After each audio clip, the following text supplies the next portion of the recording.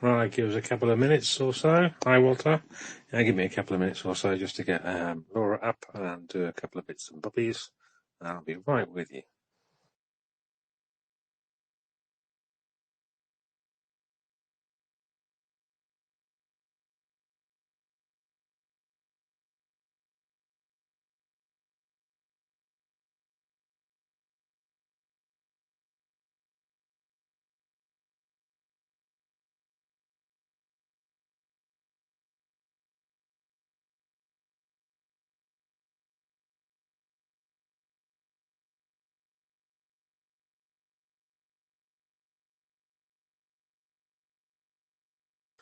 Right then, just going to wait for Laura to come up. If anybody else wants to come up to the speakers panel, so it's not just me here. I'll try and get somebody up. I've got to put the space in the. I think I've got to put the space in the nest up top. Is it there? Yes, it is as well. So if people want to retweet that out, I'll wait till a few more people are in, and then I give that message out again.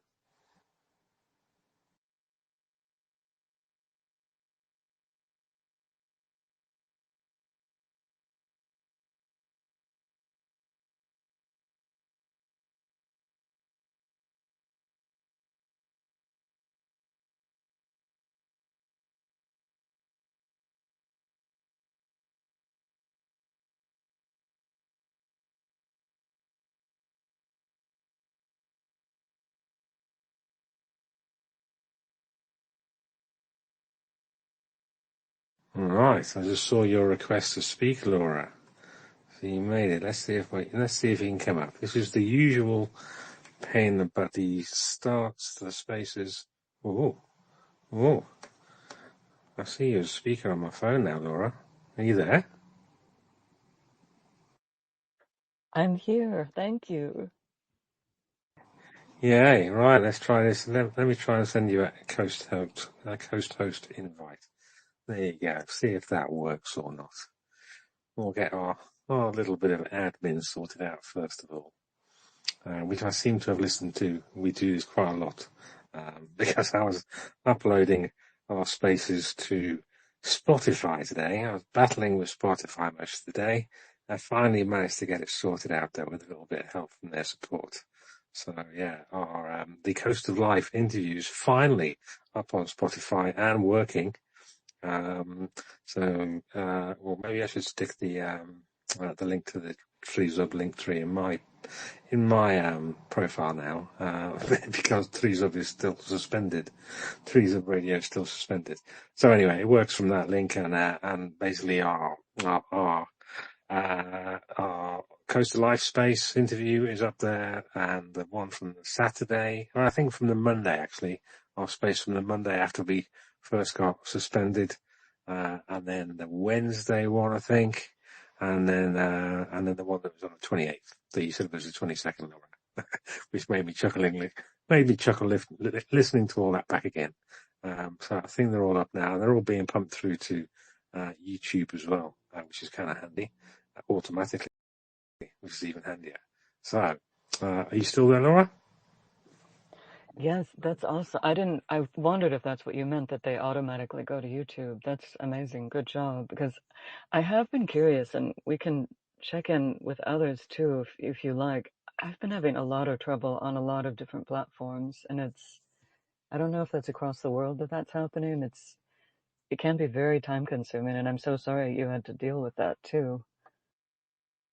Yeah, it was just a bit of a pain, but apparently Spotify was telling me the Coast of Life interview file, Spotify didn't like it. There was something up with the file, and there was, so I basically converted that file, which is an MP3, downloaded from YouTube by some Spaces downloader thing. Apparently the first one didn't work, but I just shoved the same file through an MP3 to MP3 converter, saved it as another MP3, and then uploaded that, and it works. So obviously something was in the original MP3, which Spotify didn't like, which got sorted out when I just ran it through. I converted from the same format to the same format, MP3 to MP3, and saved it again. So all these little things, all these little tech tips. If at first you don't succeed, Well, work your way through it, and eventually you'll come to a solution. So, do you want to do a timestamp, Laura, actually? At 10 past the hour now. It's taken us a little while to get up. Wonderful. Okay. Hello, welcome to Tryzub Radio. Today is Thursday, October 30th, 2025, 7:10 Kiev time, 5 p.m. in the UK, 1 p.m. Eastern, and 10 a.m. Pacific Standard Time. Okay, all right, thank you very much for that. Right then, so I'm going to start off, as I kind of do, with the numbers today. Well, there they are. 9 hours ago, that was it. So this is from the Defense of Ukraine. So the numbers, scores on the doors for yesterday's actions. So 960 liquidated personnel, that's wounded, killed, missing in action from the Russian side. So it takes us over 1.14 million now. So 1,140,860.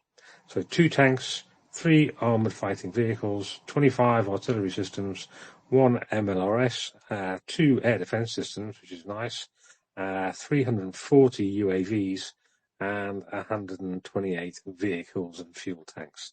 So that's kind of sounds about average for these days. Sometimes it's just over 1,000 killed, wounded in action. Sometimes it's a little bit more. But that seems to be where things are at the moment. So yeah, I woke up this morning to the map showing Russian UAVs, Russian drones over Ukraine. There was a shitload of them. Basically, I think that's the technical term. Let's have a little look. So there was, according again to Defense of Ukraine, there was 705 UAVs and missiles combined. 123 drones, which were 592 were shot down, and the rest I can't tell you what they were because there was 21 X-101s, but I'm reading from the Ukrainian. Oh no, there we go. 592 Shahed strike UAVs and other types, kind of like very similar. 7 out of 8 Kalibr cruise missiles were taken down, and 1 of the 2 Iskander-K missiles were taken down as well. So suppressed altogether with 623. So it's another massive strike by Russia on Ukrainian infrastructure targets this morning, Laura, especially civilian targets and energy supplies. Did you read much of that today? I saw mostly what the Ukrainians were posting, like on United 24. It's still kind of just unbelievable. It's every day now, and it's been increasing to the number of shaheeds. Yeah. You mentioned Zaporizhia too. They look like they were focusing on that. There was the video from there. I believe a child and an adult were killed and 11 people injured. We were talking about Professor Bonk did a space yesterday, and David D was there, and they had an interesting conversation about where to get information too, like we were talking about in the last space. And I wondered if we might want to go more into that too, of just, Yeah, I have found that challenging sometimes. Excuse me, sorry. yeah, definitely. Let's go into that then. Carry on, sorry. Oh no, that was it. That was all. Thank you. Yeah, so I mean, where to get information from? That's the difficult question. Don't think there's any one place where to get information from. I think you have to glean it from lots of different places and work out yourself where the truth lies. Both sides, especially the Russians, are going to be lying their asses off, but propaganda comes from both sides. And even people who are trying to be honest and straightforward, their sources may not be completely perfect. So it ends up being a bit of a Chinese whispers game. Unless bottom line, unless you've been there and witnessed it yourself, you're going to have to take somebody's word for it. And there's bad actors and there's good actors. There's bad actors with bad intents, and there's good actors with good intents. And then there's bad actors who occasionally, give information out which they maybe shouldn't, which is helpful for us, rather than bad actors trying to just pull the wool over our eyes. And likewise with good actors as well. There's good actors who are out there trying to give us good information, but sometimes they might give bad information as well, just because they've missed something, or the information their sources may not be perfect. So bottom line is, I don't think any one source is 100%. It's all about balance of probabilities. A lot of the things. So, and especially in these days where people state things, state opinions as facts, rather than them being facts. So to sum up, Laura, I think basically go around the houses, find sources which are generally normally okay, which are normally okay after a few weeks, rather than having to backtrack on what they said. In fact, the ones that do backtrack are probably, i.e., the ones who clarify kind of they made a mistake earlier and things like that, are probably ones that are more trustworthy than others. I know certain very large accounts who, when they make a mistake, they literally either delete their posts or just never mention it again, which is really bad. So one of the most important things is, if you make an error, admit to it, and then spread the truth out, linking to where your error was. Don't just kind of shove it under a rock like it didn't happen, because there's going to be a lot of people who read that original erroneous report, and if they go and look for it and find out you just deleted it without saying anything, that's not very good. So yeah, we're here to try and fight mis and disinformation. So misinformation obviously is kind of when you make a mistake you didn't mean to, but you just kind of spewed out some nonsense accidentally. And disinformation is by people who are intentionally spewing out nonsense to try and either muddy the waters, or to hide something, or just basically to lie, because it suits their narrative. And yeah, so all the nonsense is talked about Ukrainians being Nazis and President Zelensky being a Nazi and all that. That's pure disinformation. But when you come across a report that says, I don't know, something was blown up, and it turns out it wasn't, they got the name wrong or something like that, or got the name of the refinery wrong, then that's just, it's still misinformation, because the original refinery name wasn't the actual refinery hit, for instance. But if they come about and said, oh, we said refinery X was hit yesterday, actually it was refinery Y, brilliant. Okay, I like those sources.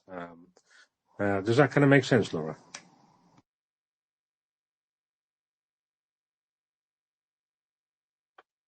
Oh, absolutely. No, and I think it might. I'm tending to want to just get information from the Ukrainians, really. And I've wondered, I wrote an official actually maybe a year or so ago, because I remember when Dmytro Kuleba was foreign minister, a number of us may have kind of been there early on when he would kind of give us video chats and tell us exactly what we should be asking our government for. And I really miss that in a way of, and I was asking the official last year, is there kind of a source from the Ukrainian government? And I'm thinking now of like, I don't even know that. Like, I know United 24, of course, but is there kind of a daily readout from the Ukrainian government where we could get that information of like, and I know I don't expect any of it to be perfect. That if I was in a genocidal war, my country was, I wouldn't expect it to be perfect, but I'd really like to get their perspective more of like, because I think some of the issues we were talking about last time of truly like bias from some of the major outlets in the United States that is not accurate. And that's where I think I tend to want to just want an Ukrainian official to tell me what's going on. Do you know what I mean? Yeah, I do. I mean, there's the Ukrainian General Staff put out a report in the morning and one in the afternoon as well. And lots of the Ukrainian units have Twitter accounts or Telegram accounts, and they put out updates as well.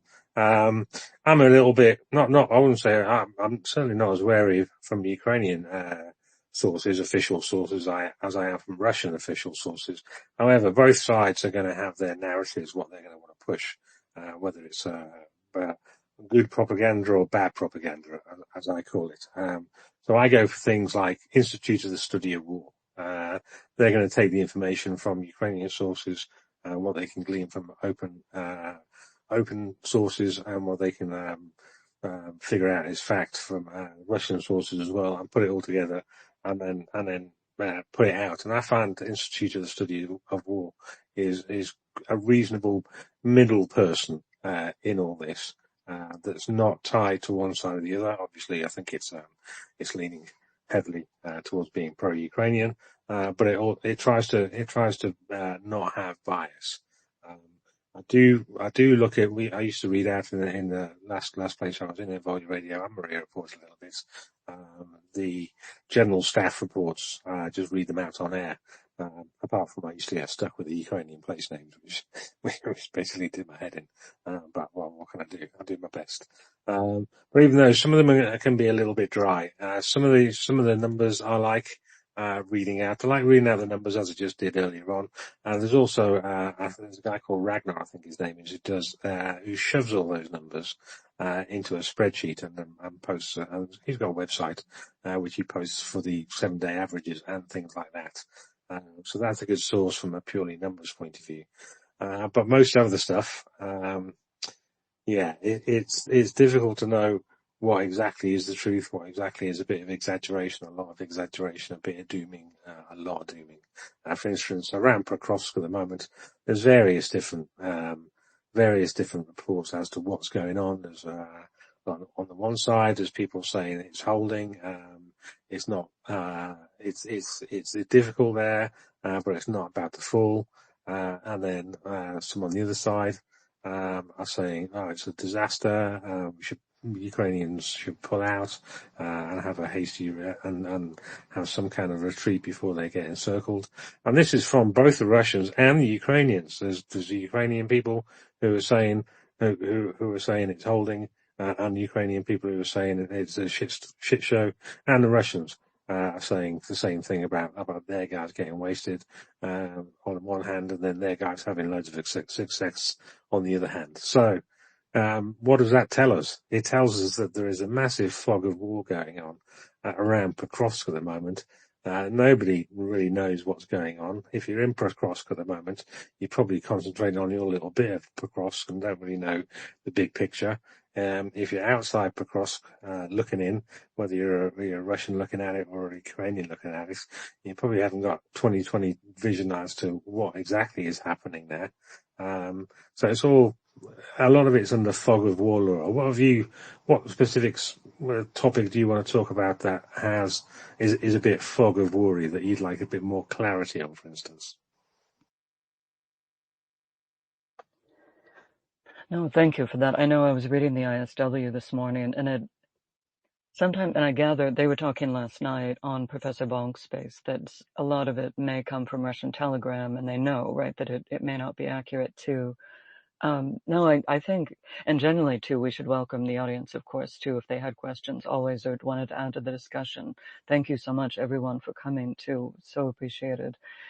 I was reading some in ISW about that, and I do kind of wonder if they very carefully get that on Telegram to push that narrative. I think one of them was like, Putin has never been more determined to basically take parts of Ukraine, but do we really know that? Those sort of, and I don't mean to instill doubt in our sources too, that I have questions sometimes.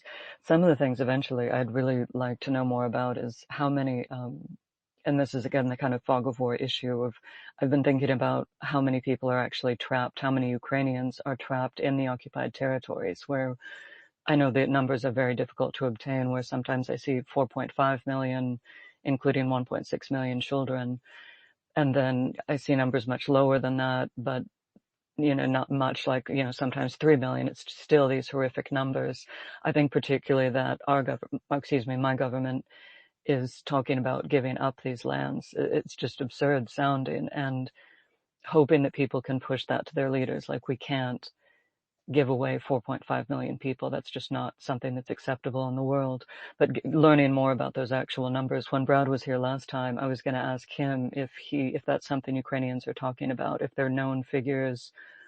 Do you know what I mean? That sort of thing. Yeah. With the numbers, I mean, I've heard those kind of numbers as well. I try to have a little dig about into what those numbers, where those numbers come from, and they come from all different sources, and a lot of the numbers are assumptions.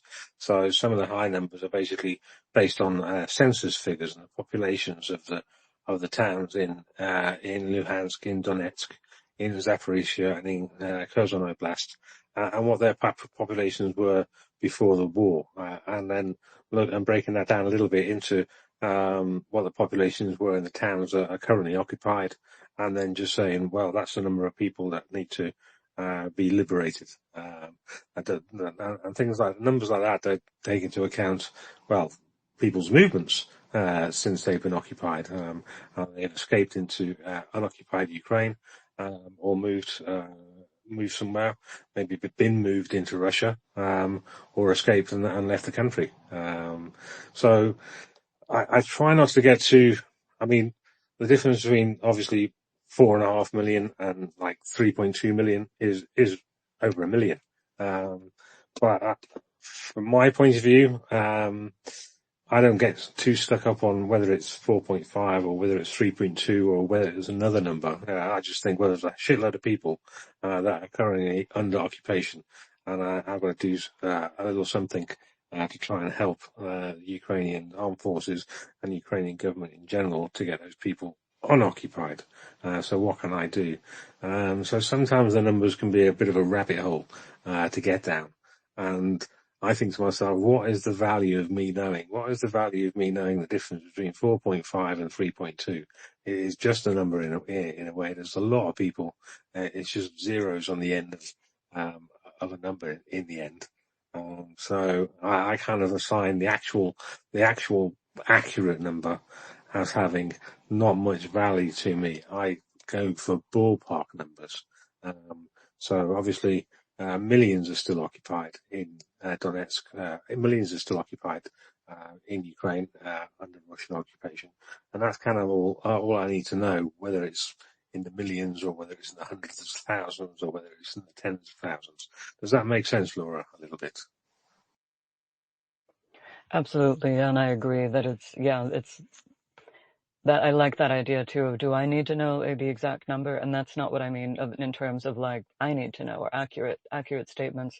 Sometimes I think, particularly the numbers around children, and I think like that can get kind of patronizing, I think, coming from Western countries, that all the people are important, including the children. But here we often hear like 20,000 or 19,000 number of the documented cases. But to me, it's like including all of those children in the occupied territories, the potential of 1.6 million that we do not know what happened to. And that's extremely concerning.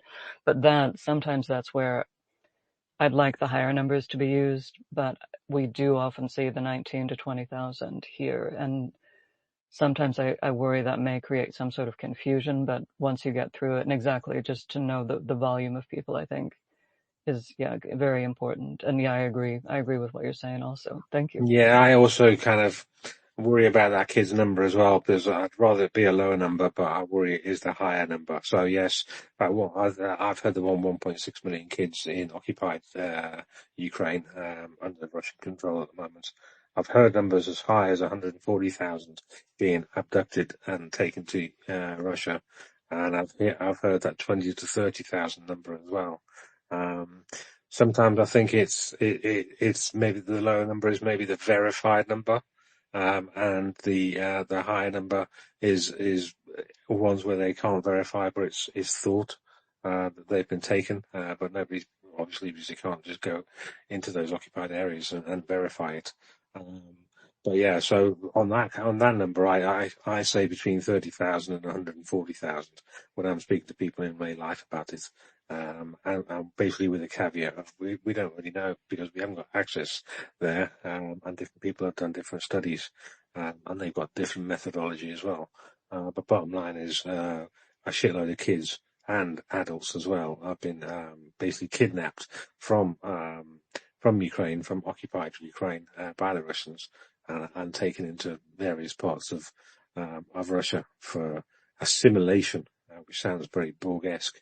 But that's what the Russians do. They're very Borgish. Any thoughts, Laura?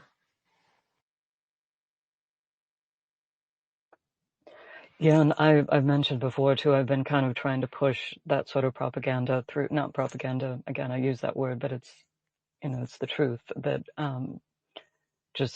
I can post some of the things I've been posting if anyone has ideas on how to improve them too, but just the message to our leaders, just all land, people, children back to Ukraine. I try to keep pushing that with a nexus of justice and freedom that we're supposed to uphold, and try to maybe kind of keep it simple. Like, it doesn't even matter how many. If there was only 3 children or 2 children, they should go back to their parents, to their family members, to their country.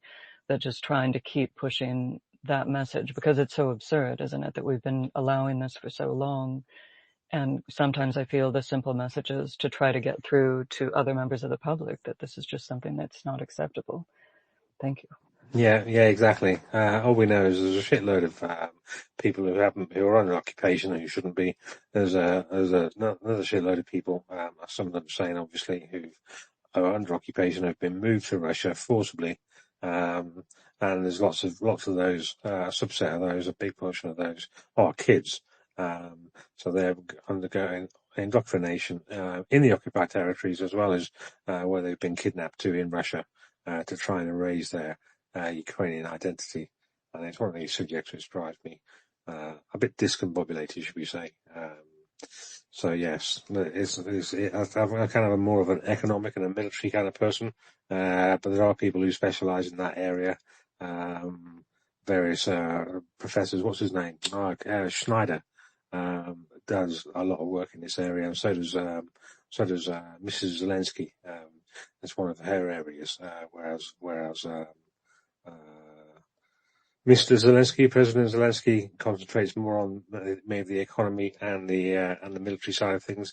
Mrs. Zelensky spends her time talking about the kids and things like that. And I think that's kind of a good division of labours, as it were, in the Zelensky family from the first lady and the president as well.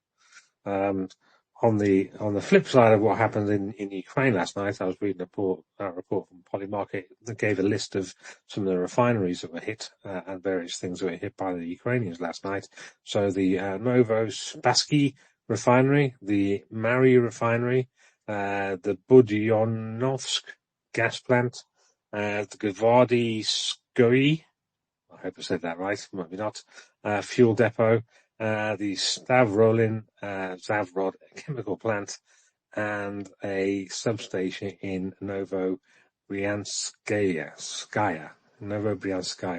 So that originally came from Ocean Technical. He's usually quite good on these things as well.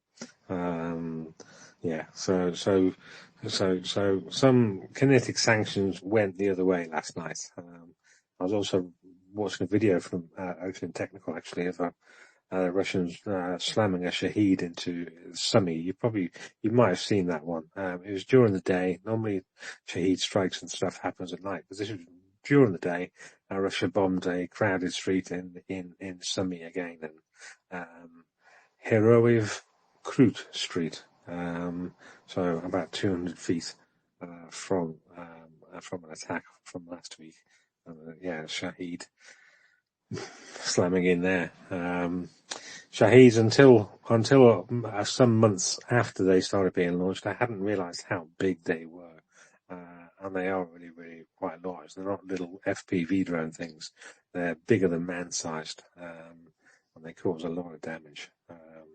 So on that, any topics you want to bring up today, Laura? Because I usually talk quite a lot. I thought today I'll let you talk about more stuff than you usually do. Oh, thanks. No, you do a phenomenal job. I really love too when a lot of people contribute. If anyone has ideas or wants to just talk about anything too, and I gather you're open to that too. I don't mean to open it if you're not ready to, but yeah, I know some of the things you've heard me talk about too. Like, if anyone like, and I really like to talk more, maybe not today too, if that's not appropriate, but talk more about the occupied territories. I loved that. I was listening to I don't know, I should call it a segment, I guess, that linguist Marco, who's does translations of the journals from Mariupol. That was just amazing. I thought the one you did last year, we can put that in the comments if you like. And it's extremely sad, and that's definitely something I'd be open to talking about too, of just I've I've gotten a lot of mental health treatment. I have severe depression, and I think a lot of that has helped me kind of cope with a lot of the really horrific things we see coming from Ukraine. And if that's ever something people want to talk about, always feel free to DM me too. If I definitely share a lot of the resources I found the most helpful, because I think just trying to endure this as outsiders, as people just trying to help, there definitely I found challenges in that. But that's, yeah, always just checking in how people are doing too, if that's good too, and just hearing other people's coping mechanisms for trying to help and trying to endure and continue to help the Ukrainians while not getting too depressed or harmed mentally. I'm sorry, I had another idea too, but and then I just so appreciate everyone here too, and everyone helping Ukraine. I think I want to always emphasize that a lot of us have been doing this, whether it's, 3.5 years, 10 years, 2 weeks. I think I'm just so appreciative of all the people helping, that the Ukrainians are amazing, phenomenal people. And I'm so grateful to the people outside of them, just always helping and trying to get the word out, whatever you're doing. Yeah. A lot of time my spaces are part bringing news or part discussing slightly older news that's happened, and anybody's got any updates on them and stuff like that. And I'm partly just a place for people can come and then have a chat amongst friends, basically, amongst the no drama, no Vatnik, pro-Ukrainian crowd. So if anybody wants to pop up for a chat, yeah, just come up. You don't have to be talking about the topic we're currently talking about. You can bring your own or none if you just want to have a chat. That's what kind of this space, what my spaces are for. I used to do what I called back in 22 chill out, NAFO chill out spaces, and try and cheer each other up. Basically, we don't need to talk about any specific topic. We can talk about daft stuff, keep our morale up, and stuff like that, which is all very good. But I did have a little bit of not very good news. Obviously, when I woke up this morning, because I follow Becca Makirowski, I saw a post from her, put it up in the nest. Unfortunately, one of her medics, a Swedish guy, succumbed to injuries on the battlefield. So yeah, she's going to be in bits because of that. So I put a couple of posts up in the nest from Becca, which talks about that a little bit, and some photos as well, and a video. So I was thinking of Becca first thing in the morning. Combat medics put themselves in some very difficult situations. Normally they don't carry weapons or anything like that because they're too busy trying to save lives. And combat medics, well, when the Russians see a red cross on something, that just means target to Russians. Whereas if a red cross should mean that person is a protected person and you shouldn't target them. But the Russians do target medics on purpose, and they do target ambulances and fire trucks and all the stuff they shouldn't target are their priority targets, basically. Sometimes I think they prioritize civilian or medical targets like ambulances and fire trucks more than they do military stuff. Partly because of that they're not as protected. Whereas maybe an artillery unit has got a bit of protection and stuff like that. But mostly to get to the morale of the Ukrainians and to stop lifesavers, medical people, from trying to save lives, which would in effect mean even more lives are lost if they don't get medical treatment. So double taps and things like that. So when an area's been bombed or shahided, if that's the verb, then they'll wait kind of 10 or 15 minutes, sometimes with loitering drones, to wait for to spy the arrival of the rescue services, and then they'll hit it again and try and kill as many rescue people as possible, which is one against the the laws of war, but definitely kind of against my moral values anyway. Although it does kind of make me think, well, maybe we should try it on them. But then going down to their level isn't a very good thing. there was a little bit of economic shenanigans going on, Laura. So there was a report out a few hours ago, I mean half a day ago now, that Russian giant Lukoil, who is now under US sanctions, together with Rosneft, has agreed to sell its international business. Um, so that sounded good on the surface. It's kind of divesting itself of assets in Europe. However, the company that it's selling it to is a commodity trader called Govnor, Gunvor. They're going to sell it for an undisclosed sum, and that company, of course, was founded by an ally of Vladimir Putin. So, out of the frying pan into the fire type of thing. So basically, Lukoil is basically, and well, Russia, probably Lukoil on the advisement of Russia, of Putin and his regime, because Lukoil is under sanctions. If they sell it to another company which isn't under sanctions, which this governor isn't at the moment, then, well, that's sanctions evasion, basically. So the quicker this new company called Govnor gets Govnor Group Limited, gets put on the sanctions list, the better. I think this company was originally owned by or co-founded by an ally of President Putin and some dodgy Swedish guy. Did see a report earlier on today that the ally of Vladimir Putin sold his share to this dodgy Swede back in 2014. I don't know if that was true or not. But basically, this dodgy Swede is a Vatnik as well. He's a billionaire Swede, and I think he really needs looking into, basically. So if any Swedes down there can shed some light on what's going on, that would be kind of interesting as well. But yeah, this is the kind of things they go around. They'll sell it to a company, in effect a shell company, which isn't under sanctions, and get around sanctions that way. So it's a game of, as I said the other day, a game of whack-a-mole, Laura. So yes, it's continual whack-a-mole. When one company gets whacked with sanctions, the dodgy people will go and find another company that isn't, and then set up shop there, either with a reverse takeover or getting that company to buy it. So it all looks legit on the surface, but underneath, the beneficiaries are still Russia. And that's what we've got to stop. Any thoughts on that, Laura?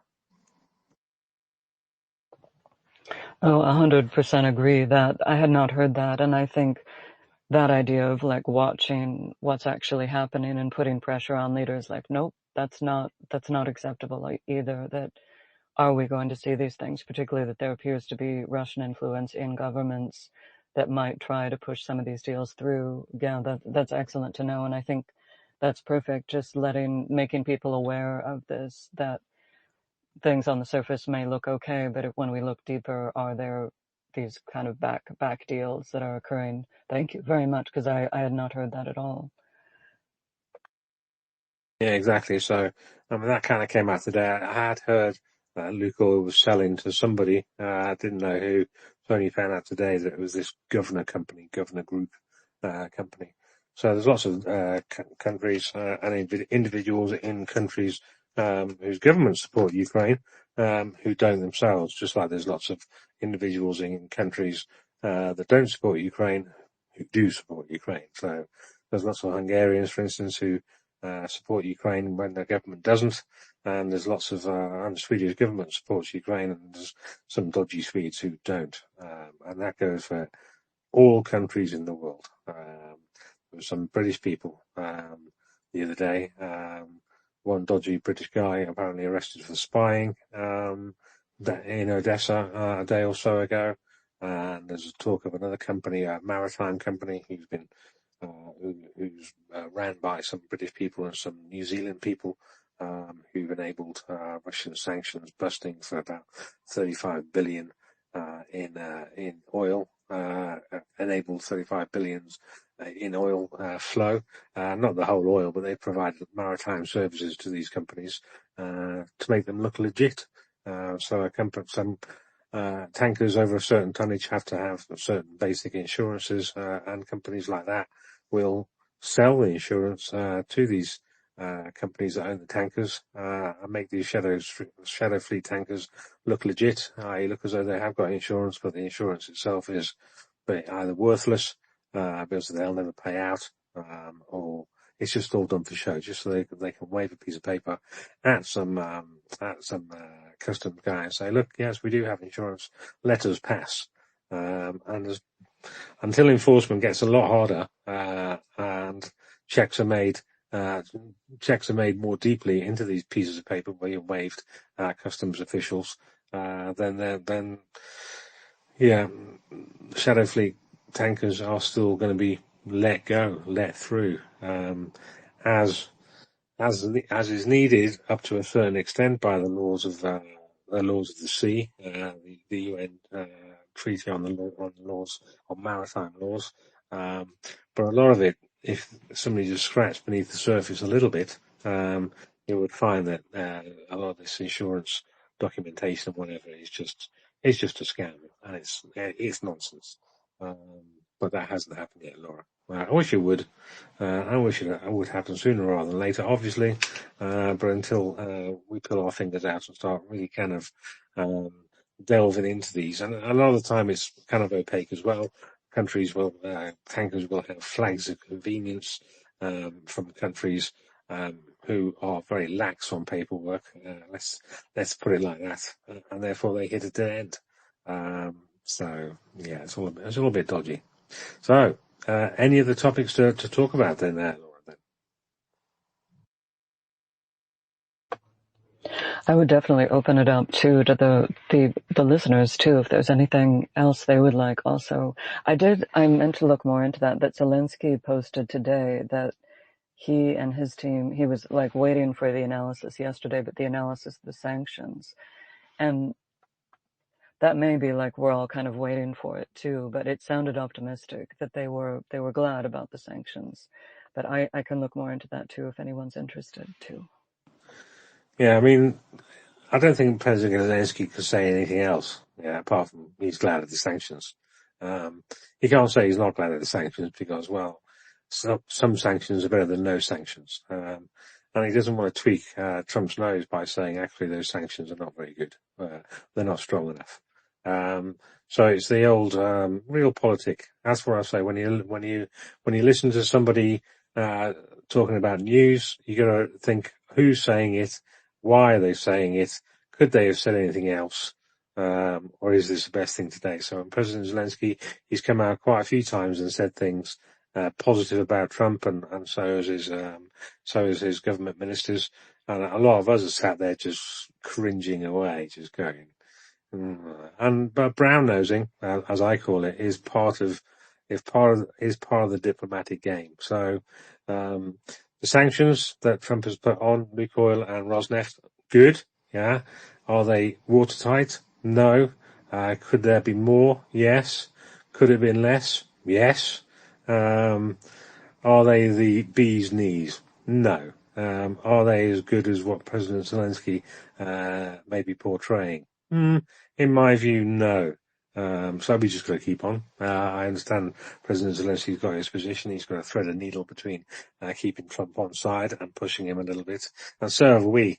Although there's less pressure on us to do it. And that's why we can go off on rants and stuff about Trump and anybody else. But Nicolette, I can see your hand in the air. Welcome. Well, hi. I just got done doing my errands, so I'm joining a little late. But, yeah, I'm sure Zelensky has to swallow a lot of pride, but, he's had to do a lot of difficult things during this war. And, if giving Trump a little, even though Trump treats Zelensky like crap, at least, with the sanctions, that's some help. And so, it's worth it to give him a little kudos because, feed his ego because Trump definitely is a narcissist. So I don't blame him at all. Yeah, no, I definitely don't blame him. In fact, I'll probably do exactly the same thing try and feed his ego a bit and try and extract some concessions out of him that are going to be beneficial to Ukraine. Doesn't necessarily, a lot of people say, and it is true, sometimes the journey is more important than the destination. But in this case, I think the destination is more important than the journey. Getting Trump to put sanctions and additional sanctions and bigger and stronger sanctions on Russia. Wow, I don't really care how they get put on. By fair means or foul, as long as they are put on. The destination is sanctions which hurt Russia. How we get there, does it matter? No, don't think so. In the chronicles of history, it might matter. But if it takes telling Trump he's lovely and he's got great hair and his tan's wonderful, and he'll put additional sanctions on additional Russian companies, then yes, Trumpalumpa, you do have wonderful hair, and I really like your tan as well. What about you, Nicolette and Laura? Oh yeah. But one thing I really haven't had time to check yet. Are there any more oil refineries or oil depots or any strikes? I know there was a bunch of stuff flying through the air when I went to bed last night. Yeah, so I just read out a little list just before. Let me scan down on my little list that I just read out before. I didn't put that many posts on my timeline today. There we go. So here's my list. Here's the list again. This is from OSIN Technical. So he said Ukrainian drones successfully hit the Novospassky refinery, the Mary refinery, the Budyonovsk gas plant, the Gvardeyskoye fuel depot, the Savod chemical plant, and the Bryanskaya substation. So there we go. That's from his little list there, Nicolette. Yeah, those substations are very important because, you know, I mean, Ukraine has suffered greatly without electricity. Let Russia find out what it's like. Yeah, exactly. There's two types of substations. There's probably more, but there's two types I keep an eye on. One are normal electricity substations for commercial use, whether they're for military use or civilian use or usually dual purpose. And those kind of ones can power the cities and can power industrial sites, industrial factories, or they can power maybe like refineries and stuff like that. These refineries don't run on the electricity that they produce. Normally they have substations attached to them. I remember Intel talking about this over 2 years ago, saying, well, it may be a good idea instead of trying to hit a specific part of the refinery and taking a little bit of it offline. If you just hit the substation that powers the refinery, then I'll take the whole refinery offline. That is a very good point. And they're the kind of things that Ukraine seems to be doing a bit more of in the past 6 months is going after these substations which either power refineries or power Russian industry, which makes stuff which is then lobbed or used against Ukrainians. But then you got the other type of substations, which are traction substations. So these are substations on which power the electrified portion of Russia's railway lines. There's a lot. They have got some diesel locomotives and stuff like that, but a lot of their logistics, i.e., rail logistics, are powered on electric lines, basically, electric powered locomotives and stuff like that. So they have these traction substations every couple of 100 kilometers, I think it is, or maybe every 50 kilometers, of various sizes. Then you have some normal substations connected to a traction substation and all this kind of stuff. So if you hit a traction substation, which Ukraine has been doing over the last few months, obviously that's going to cause electric trains not to work very well. Well, not to work at all, actually. So they'd either have to fix the traction substation, or dig out non-electric locomotives like the diesel ones I was saying. I think 70% of their locomotives are electric ones and about 30% are diesel powered ones. So obviously the diesel powered ones. Well, Yeah, go. Yeah, but if you're hitting the fuel depots that also have the diesel, the diesel trains don't have enough either. So it's good to hit both. Oh yeah, definitely good to hit both. I mean, the Ukrainians are definitely going to be trying to prioritize which ones they think best, and sometimes it'll be the kind of normal electrical substation in one area to hit best because that substation is powering, I don't know, maybe a Shahid factory or a munitions factory or some kind of military factory that's producing that kind of goods. Other ones maybe for a substation, maybe for a critical part of a logistics line, a rail line. And that's what Ukraine seems to have done I think it was about a month ago. They hit, over the course of 3 days, about three substations which were back to back to back. I think it was in the Bryansk area or maybe the Kursk area. And this kind of shut down, for quite a few, for a number of days until they managed to get diesel locomotives, logistics and stuff like that going down that railway line. Um, I mean, from my point of view, I kind of like trains getting blown up as well, because they normally block, especially if they're fuel trains and stuff like that, because they block, the railway lines. So it's a combination of lots and lots of stuff. Plus you get different sizes of these substations. I think they're measured in kV. So if you see like of a 100 kV substation, that's normally a little small one. But if you hear something like a 4 or a 500 kV substation, they're the ones that kind of can power like whole refineries and stuff like that. So they're the big ones. So when you see them being bombed and blown up, yeah, get your marshmallows and your popcorn out, because they're the ones we want to see hit. Um, there are maps. I mean, they don't move around these substations; they're fixed. So there are maps out there which show kind of where all these substations are and how big this one is and how big that one is and stuff like that. So it's great when they get hit. What's not so great, obviously, is when the Russians hit the Ukrainian ones, and they have been, and they've been doing that quite a bit more over the past couple of weeks, I'd say, Nicolette. Unfortunately, but there's lots of these substations all over the place, so they can't really all be protected by air defence, which is a bit of a bummer. So yeah, some kind of layered. I mean, Ukraine is trying to build up its layered air defence with different types of missiles and different ways of combating these drones coming through. But it's imperfect. They haven't got enough air defence. It's a big old country. There's lots of ways that Russian drones can come in from Belarus, from along any part of the Russian border, on the occupied territories as well, plus over the Sea of Azov, and the Black Sea as well, and plus sometimes even over Transnistria and places like that, or coming maybe over NATO countries. They were doing that for quite a while. I did hear of one drone getting shot down by the Estonians, I think it was yesterday or the day before. Still haven't figured out what kind of drone that was, whether it was a Shahid or whether it was just some assholes play drone on that one. But that was apparently the first one the Estonians had shot down.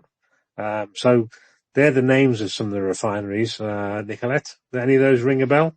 I'd never heard of the Marie Oh, refinery before. yeah, I haven't either. And sometimes, with all the different names, it's hard to keep them all straight. But yeah, that's one thing. There's always been so much talk about it's war of attrition and all that. And you know, we all know that Ukraine could certainly use more manpower or woman power, more soldiers on the front, or just in general. But also, Russia does not have an endless population. Um, the way they're between, having people to actually manufacture things, which their manufacturing is down considerably. And, even though they've gotten like North Koreans and others, I think they're starting to really feel the pinch of not having enough um, soldiers. And first of all, they don't really take any time to train their soldiers either. They just keep throwing them in the meat grinder. And, so attrition works both ways.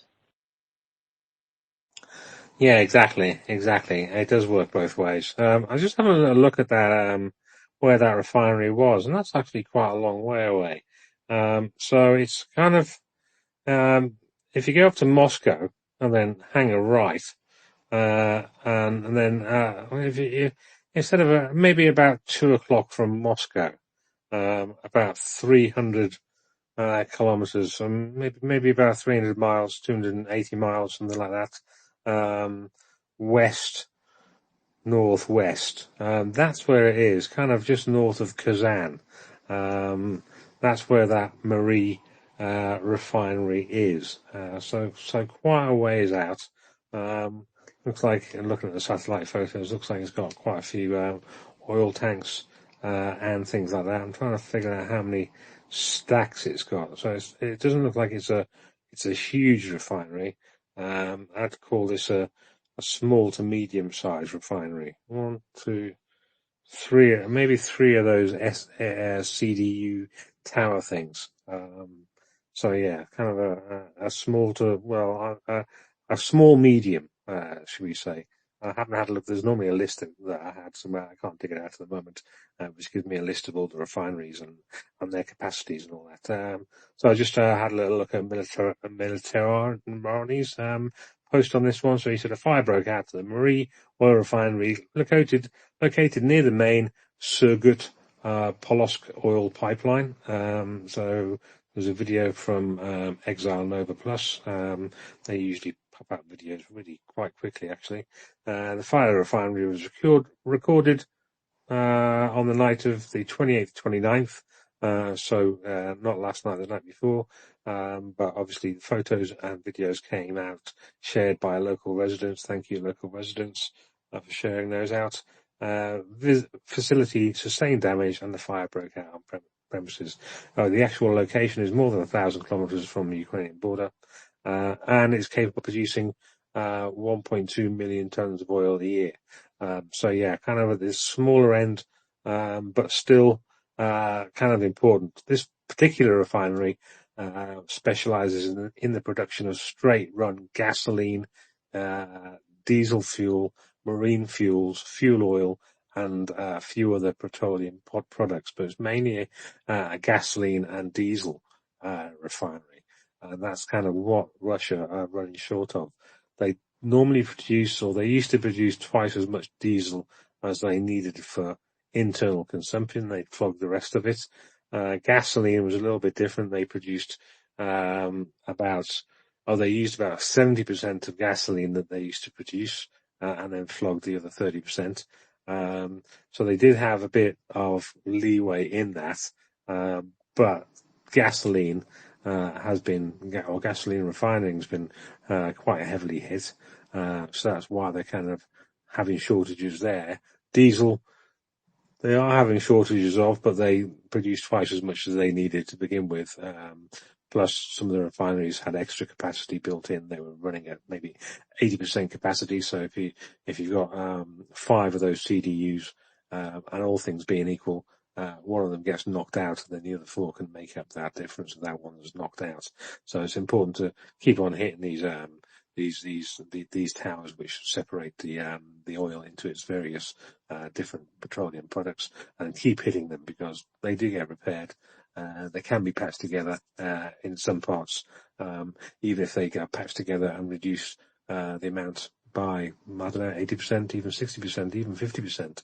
Well, that's 50% we don't want hitting the market. So, yeah, that's why you keep on seeing Ukraine hitting these refineries over and over again. Sometimes in a little bit of a circular movement. So they'll hit a refinery, maybe hit the same one again in the next few days if that initial strike didn't go according to plan or didn't go perfectly, and then leave it a few weeks, wait for it to maybe get fixed or to look as though it's nearly fixed, and then smack it again. That's one of the attrition ways of hitting these objects, is damage them Damage them so Russians think they can be repaired. Let the Russians spend money and material trying to repair them, and then just before they're being switched on, hit them again, and hopefully get the Russians to run out of repair materials. Nicolette. Well, speaking of repairs, I don't know if everyone saw where Russia's going to repair their own Boeing and shoot, what's the other one? The other major manufacturing of airplanes, Airbus. Lockheed? Oh, Airbus. And Russia says, "Oh, we're gonna repair our Boeing and our Airbus planes." So, not that you would, but I'm thinking flying a Russian airplane just got a whole lot more dangerous.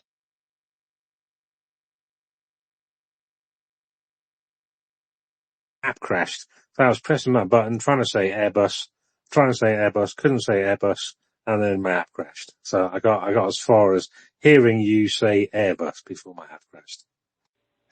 Well, I was just saying that it's not that, we're going to be flying on any Russian planes anyway, but to me, flying on any Russian plane, a Boeing or an Airbus plane, if Russia's going to fix it, I think you're going to it becomes even more unsafe than it already is. And so I can anticipate a few more plane mishaps if they're going to try and fix their own stuff. Because first of all, where are they going to get the parts? They're going to have to take it off planes in order to, they're going to have a parts plane in order to be able to fix planes. Does that make any sense? Yeah, that does make sense. They've got to cannibalize their fleet, and that's what they're doing as well. I've seen reports of them doing this. Actually, they've taken some planes that were not airworthy and basically chopped them up and taken parts out of these planes that weren't going to fly anymore, Boeings, and I think some Airbus as well. And I'm trying to use those parts in to keep what planes they have got flying. Yeah, I mean, I wouldn't fly in one either. One, because it's Russian, and two, because it's not going through the usual maintenance. So, I mean, I don't mind if people want to fly on Russian airlines. Well, I'm not going to even say good luck to them. I mean, if they crash, well, what do you expect? So I'm quite looking forward to seeing some planes crashing in Russia. Actually, I've been looking forward for a while. Hasn't happened yet. You occasionally see a few of them skidding off the end of the runway when their brakes fail and all this kind of stuff. But yeah, I am kind of waiting for them to start dropping out of the sky. But as ever with the Russians, buggers, they seem to be able to keep going slightly longer than, should we say, longer than we'd want them to. And also with this, Well, and go. it's not the average person, I don't think, can afford plane tickets.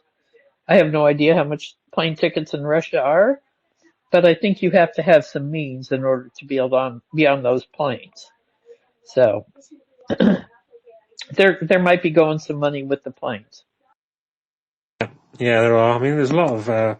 Russia is a big place, so they do use planes to get from one side of Russia to the other for business and all that kind of stuff. Yeah, they don't just all leave the country and go to Turkey and places like that. They kind of there's a lot of internal flights. I did read the other day about some agreement between India and Russia to start building a kind of Russian plane in India. Oh well, good luck with that. Not. So yeah, the Indians are trying to play both ends, or the Indian government is trying to play both ends, and actually even the Indians as well. I seem to remember a poll from a year and a half ago, and it said 60% of Indians actually kind of side with Russia, which didn't actually please me when I read that one. I'd probably have to look and see if that's changed or not. I doubt it. These things usually stay the same. From those kind of polls, but we'll have to see. But just back to this particular refinery, the plant's capacity, it makes it one of the largest industrial facilities in that particular republic. So the republic is called Mari El, which I'd never heard of before. And the refinery plays a key role in that region's economy, accounting for 70% of that republic's total foreign trade turnover. This is according to this report. That refinery actually was previously hit on the 11th of October with long-range drones as well. So it's the second time that one's been hit apparently. And I can see Mary. Is that Mary Sunflower? That is Mary Sunflower actually. Let's try and bring Mary Sunflower up, unless you can get to it first, Laura. I might be able to get to it first. We'll see. I got it, I think. Thank you so much, Nicolette, too. Always love your contributions. I love what you were saying yesterday in Professor Bonk's space, too, about oversight of excellent points. And I was stuck in traffic with a puncture, so I was going to have a space yesterday, but failed miserably. Happens sometimes. I shouldn't leave the house, really. Mary Sunflower, are you about? Well, I appreciate your kind words. Yeah, Mary? Sorry, Go. Mary, go ahead. Hey guys, can you hear me okay? I'm in the car with my kiddo, so I have his music on. Oh yeah, alright, we won't swear then. I'll try and remember not to swear. Oh no, he's fine. He hears it all the time. So, but anyways, what did I want to say? Do you have a link to that thing that you were talking about, Shaggy, about the number of citizens in India who support Russia versus Ukraine? I would be really interested in that.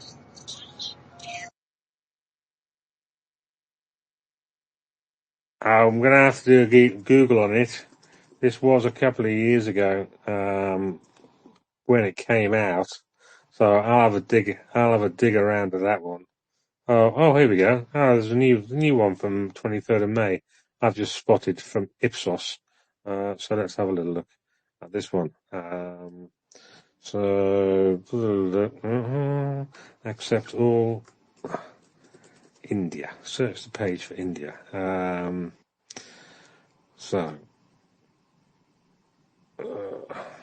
are we? Let's have a look.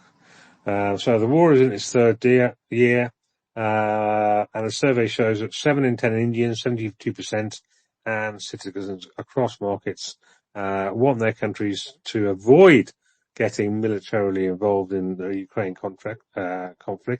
And by militarily, that obviously means two things. That means one, going to war, sending troops, and also giving support as well.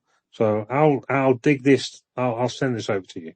In fact, I might as well do a post on it because it's not that old. Well, it's from May, but it covers quite a lot of questions. But I haven't seen this one. The one I thought about was from literally a couple of years ago. So I can have a little dig one out. Any other questions, Mary, before I send that one to you?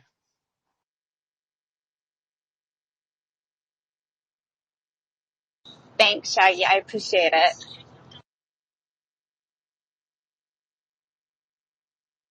All right, Mary, do you want to take? Laura, do you want to take over for a minute? I'll try and scan through this report to find out some interesting numbers from it. Oh, of course. I think those are excellent points and questions, too. And I think, stemming off what Nicolette was saying also, in terms of attrition, I keep thinking of just the way their military is being used, and that we are seeing, I would love to know how many people from other countries are being used in these horrific ways. That I saw another account showing what was going on in Prokrovsk yesterday. Others might have seen it in a space, and they were basically making the analogy that it's like a zombie apocalypse game where Russia keeps pushing untrained soldiers into the line of fire almost just completely sacrificially, that these people are like the meat grinder concept, and they're just the most horrific way. And I don't know if we've heard reports from the front that it's literally causing the Ukrainians to run out of ammunition, that so many people are being pushed in, which is just the complete nightmare, worst things in the world. But I think that idea of our Indian citizens, our Cuban citizens aware of what's happening, in that their people are being either like through deception or duress being sent to the front in this meat grinder fashion, that there is no chance for them, then we do see, it seems, when we see videos from Ukraine of people from other countries, many other countries who are captured. And I think it would be an interesting dive to know how many are being used in that way, if it is possible to know, and also how long they plan on doing that. Like, cause I think Nicolette's point about attrition is really important. And if they're trying to avoid using sensitive populations in Russia that would get angry with their people being used by that, can they just basically use resources from around the world? That there are always people in desperate situations in all parts of the world that would potentially be lured into these situations of going to Russia and end up on the front.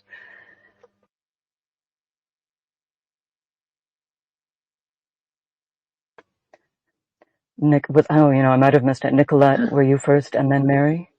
Oh, let Mary go first. It's a ghost hand. I don't have my hand up. Sorry. Thank you. Thank you. Sorry. Go ahead, Nicolette. Well, and I don't know if any of you watched the video that Sean Piner did when they interviewed the Russian POWs, and they all wanted to go back to Russia because they wanted to collect their money. And which, because of the Russian economy, they've had to reduce what they're offering, for sign up. But also, when they're getting the money, like their captains or whoever, it's like, well, if you want to stay out of the meat grinder, then you better pay me off. Russia's famous for corruption. So when they run out of money, well, guess where they end up? In the meat grinder. So but they don't always find this out till it's too late. But yeah, they think, I get back, it was just interesting to see that video. And, they weren't wanting to get back to Russia to their family or anything else. They wanted to go collect their money.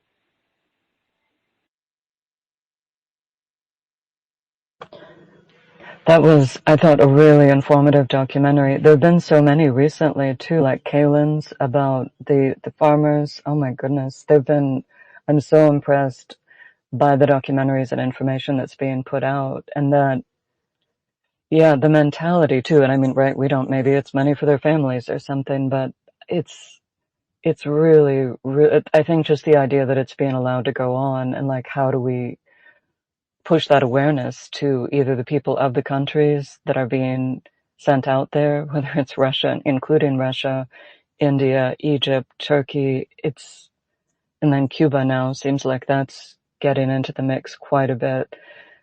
Yeah, I don't know. Did you have anything to add, Nicolette? I see your hand, but I may be seeing a ghost hand. No, it is a ghost hand. If I remember right, and this was a while ago, but I think it was Cuba, somebody said, oh no, you got to send our people back. I can't remember which country it was, but they got word and they said, no, you have to send our people back. Mary might know which country. I can't remember.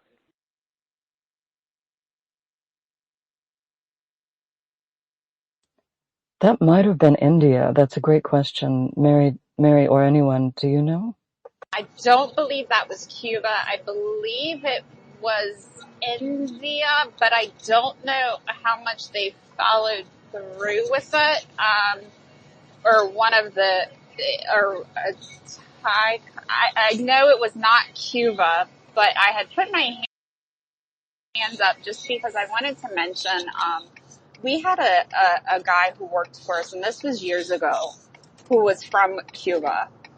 And, he had come here a few years prior to, and I remember him telling me about how it literally would take him, when he remembered, like, when he was younger as a teenager, it would take him months to save up to buy a pair of jeans. Like, and he, like, working, like, full-time jobs. Like, that was, like, the way that the economy was there. So that's why these people join.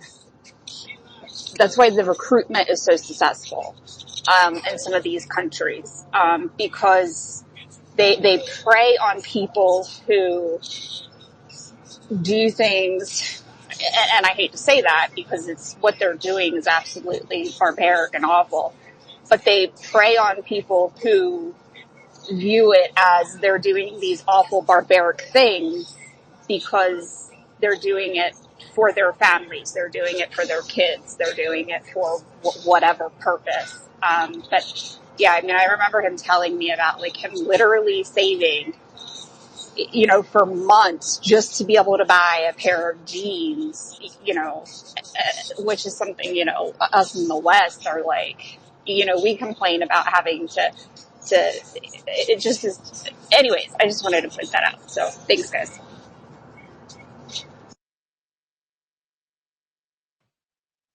Yeah, that's an absolutely excellent point. Nicolette, did you have a response? I still see your hand.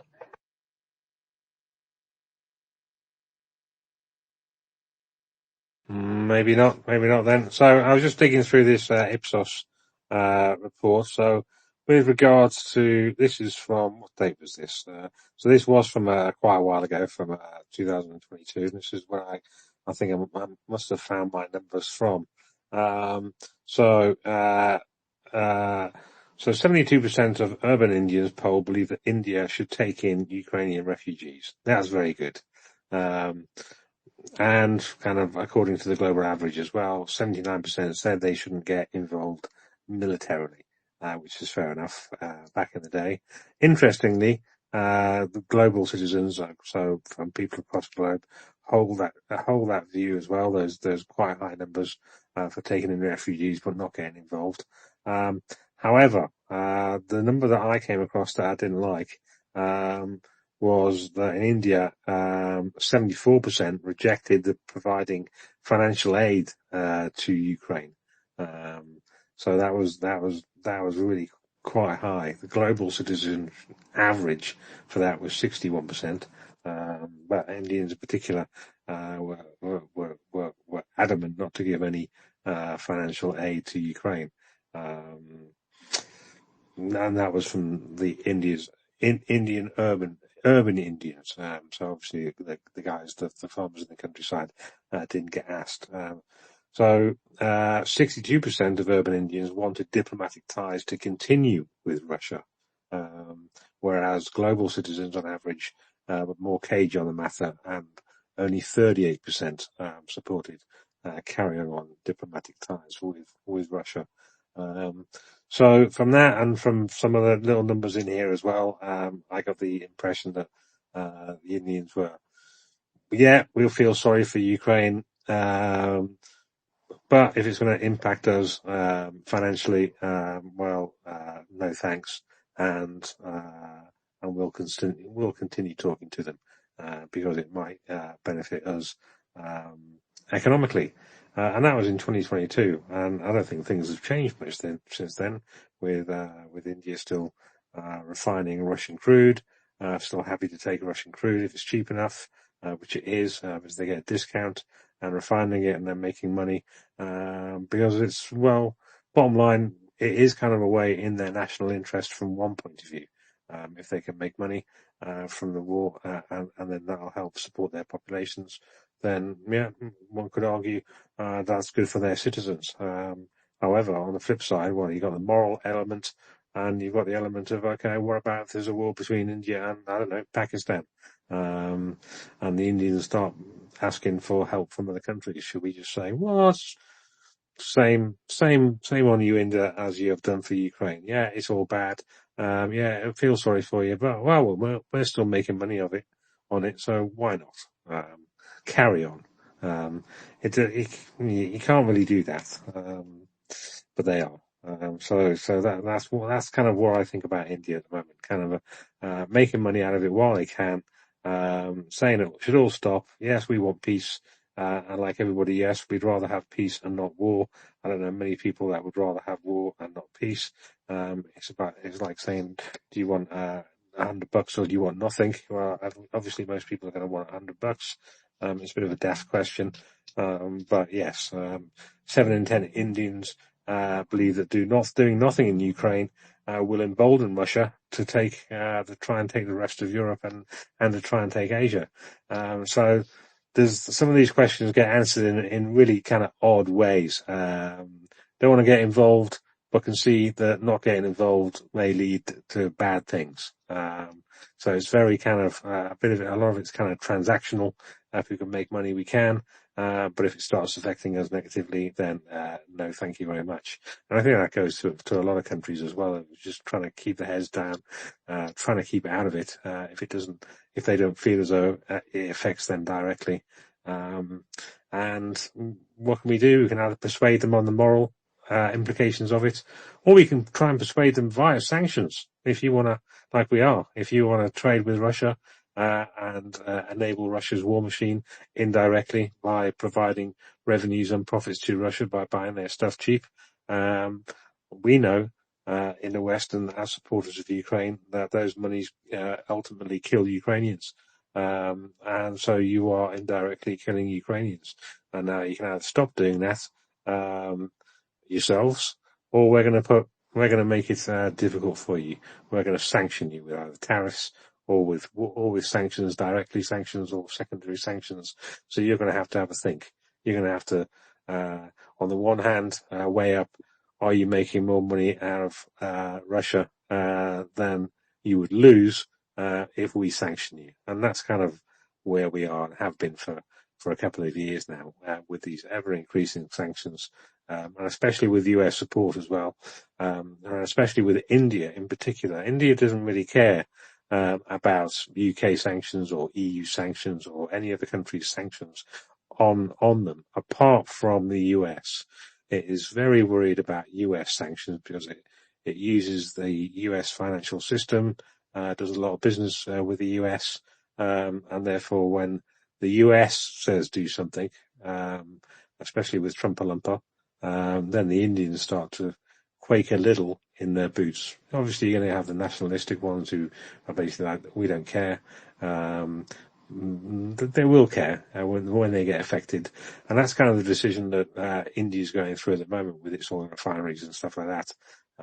There are reports that India, some Indian refineries have put orders in and have got tenders out for Saudi crude and US crude and African crude and this kind of stuff to try and get away. Well, at least give the impression they're moving away from cheap Russian oil, which will hurt Russia a little bit. What I suspect they're doing is trying to find workarounds. Having a little look at what the sanctions actually mean for them. So the sanctions on Lukoil and Rosneft, and they're just going to be doing exactly the same as that report that I read out earlier on, with Lukoil selling its international business to some Russian-friendly company that isn't sanctioned. So I reckon a lot of these Indian and as well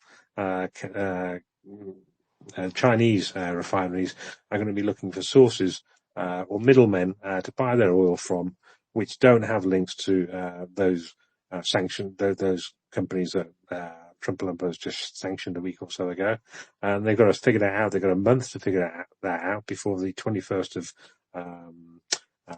November, which is when the wind-down period, the grace period in these sanctions runs out. There's one thing about getting these sanctions put in play from a certain date and when they're all signed, but a lot of the sanctions don't take effect for sometimes a number of weeks, in this case 4 weeks. But sometimes with the EU sanctions, it takes 3 months or 6 months. So it was the 19th round, I think it was the 19th or the 18th round, the 19th round of sanctions package, which was signed in July.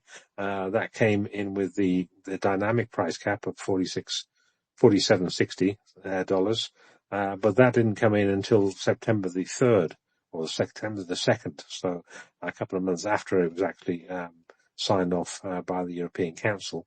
And even then, some of those sanctions, they still had an even longer grace period.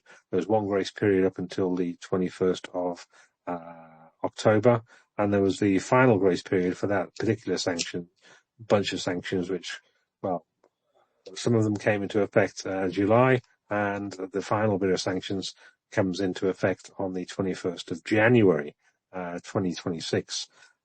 So you have to get into the details of these sanctions and see, they look good on paper, sanctioning Russian oil, but when you look at it and you go down into detail, well, it's not sanctioning all Russian oil, it's not sanctioning all Russian oil from now, and there's the exceptions list as well.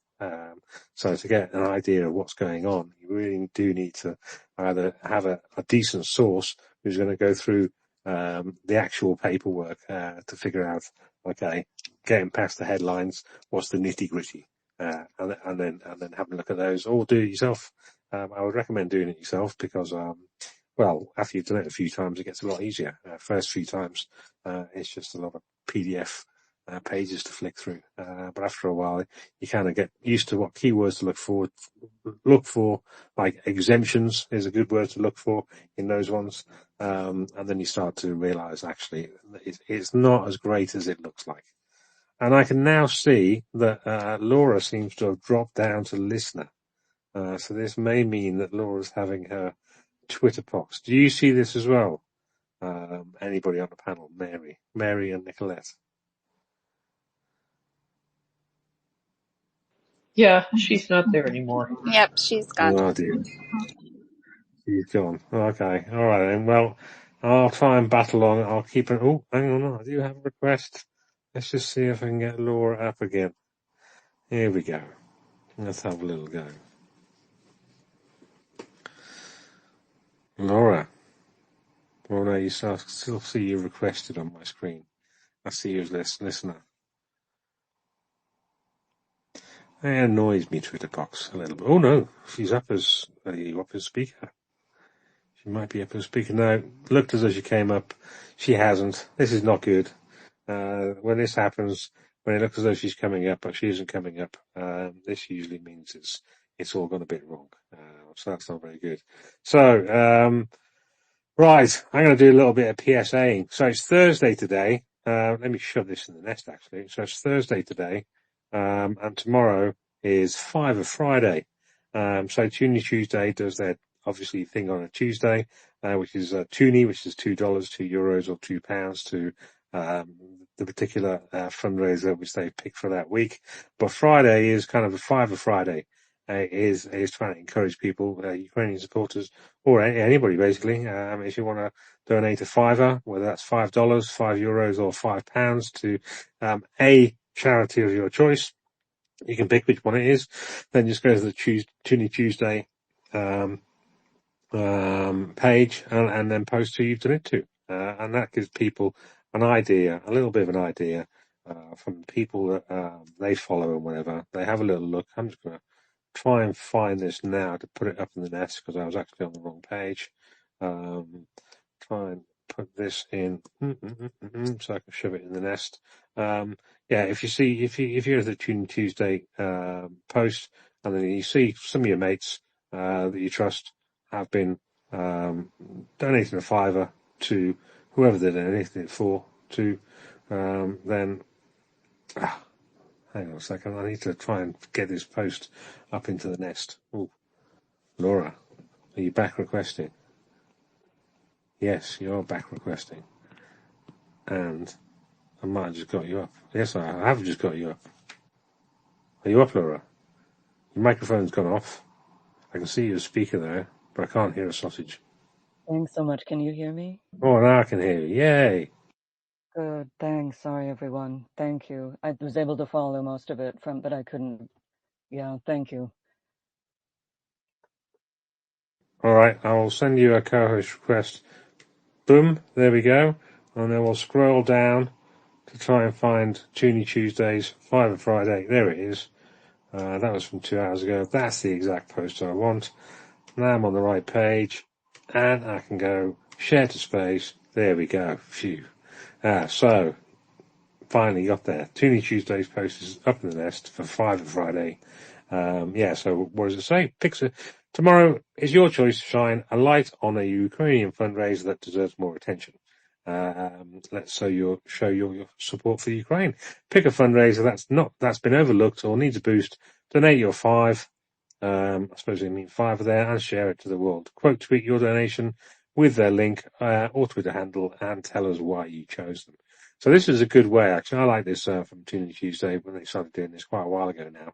There's a lot of fundraisers. There's generally a little bit of a competition between fundraisers, obviously, because people want to close their fundraisers. They got their favourite units or their favourite Ukrainian causes they want to go for. I guess it can get a little bit hectic, should we say, in there. But I think this is a good way. It's a good thread to go through, kind of halfway throughout the day. Especially if you live in the States as well, because everyone in Europe will have, a lot of people in Europe would have already posted stuff, onto that thread as well. And you can have a little look at fundraisers you may have known about back in the day, but forgotten about. And then you get a little bit of a reminder. You go, oh yeah, I forgot about them. And then you think, well, I'll give my favour to them this week, or give my favour to another one that you happen to come across. Always do your own research on this, but this is part of doing your own research. It's coming up with ideas, or having, fellows and stuff like that coming up with ideas on fundraisers to give to. Nicolette, who do you usually give to, if that's an appropriate question? Well, actually, I'm going to give a shameless plug for myself because this is the first time I've ever done one, and it is crawling slower than a snail. And I'm trying to get a truck for the Sting unit, and I have a video from them as well. And one thing you always have to be careful about is scammers. But actually, Seneca and I both checked them out and verified. We got their unit number and checked to make sure, they're legit. So otherwise I would have never done it. So that's, even if you don't have a $5, I'll take $1, anything. Cause, we had no donations yesterday, but it's on my pinned tweet. So thank you very much. On your pinned tweet, huh? Let me go and have a look at that. Let me go and have a look for your pinned tweet. Oh yeah, SSO Sting. Let me just shove that in the nest for you. There you go. That's shoved in. Oh, Peace and Freedom Initiative. Let me apply that. It's up in the nest now, Nicolette. There you go. You've made it to our nest. Well, thank you very much. I didn't want to do it without your permission, so I appreciate it very much. Yeah, no, you can always ask and thou shalt probably receive, because this is not Volley Radio or Maria Report. We don't have all this, nonsense to go through trying to get, somebody verified and all that. If I like somebody, and I like you, and you trust them and say you've done it, I'll be like, okay, fine, because I'm not touching money. If it turns out to be shit, it's all on you, Nicolette. Basically.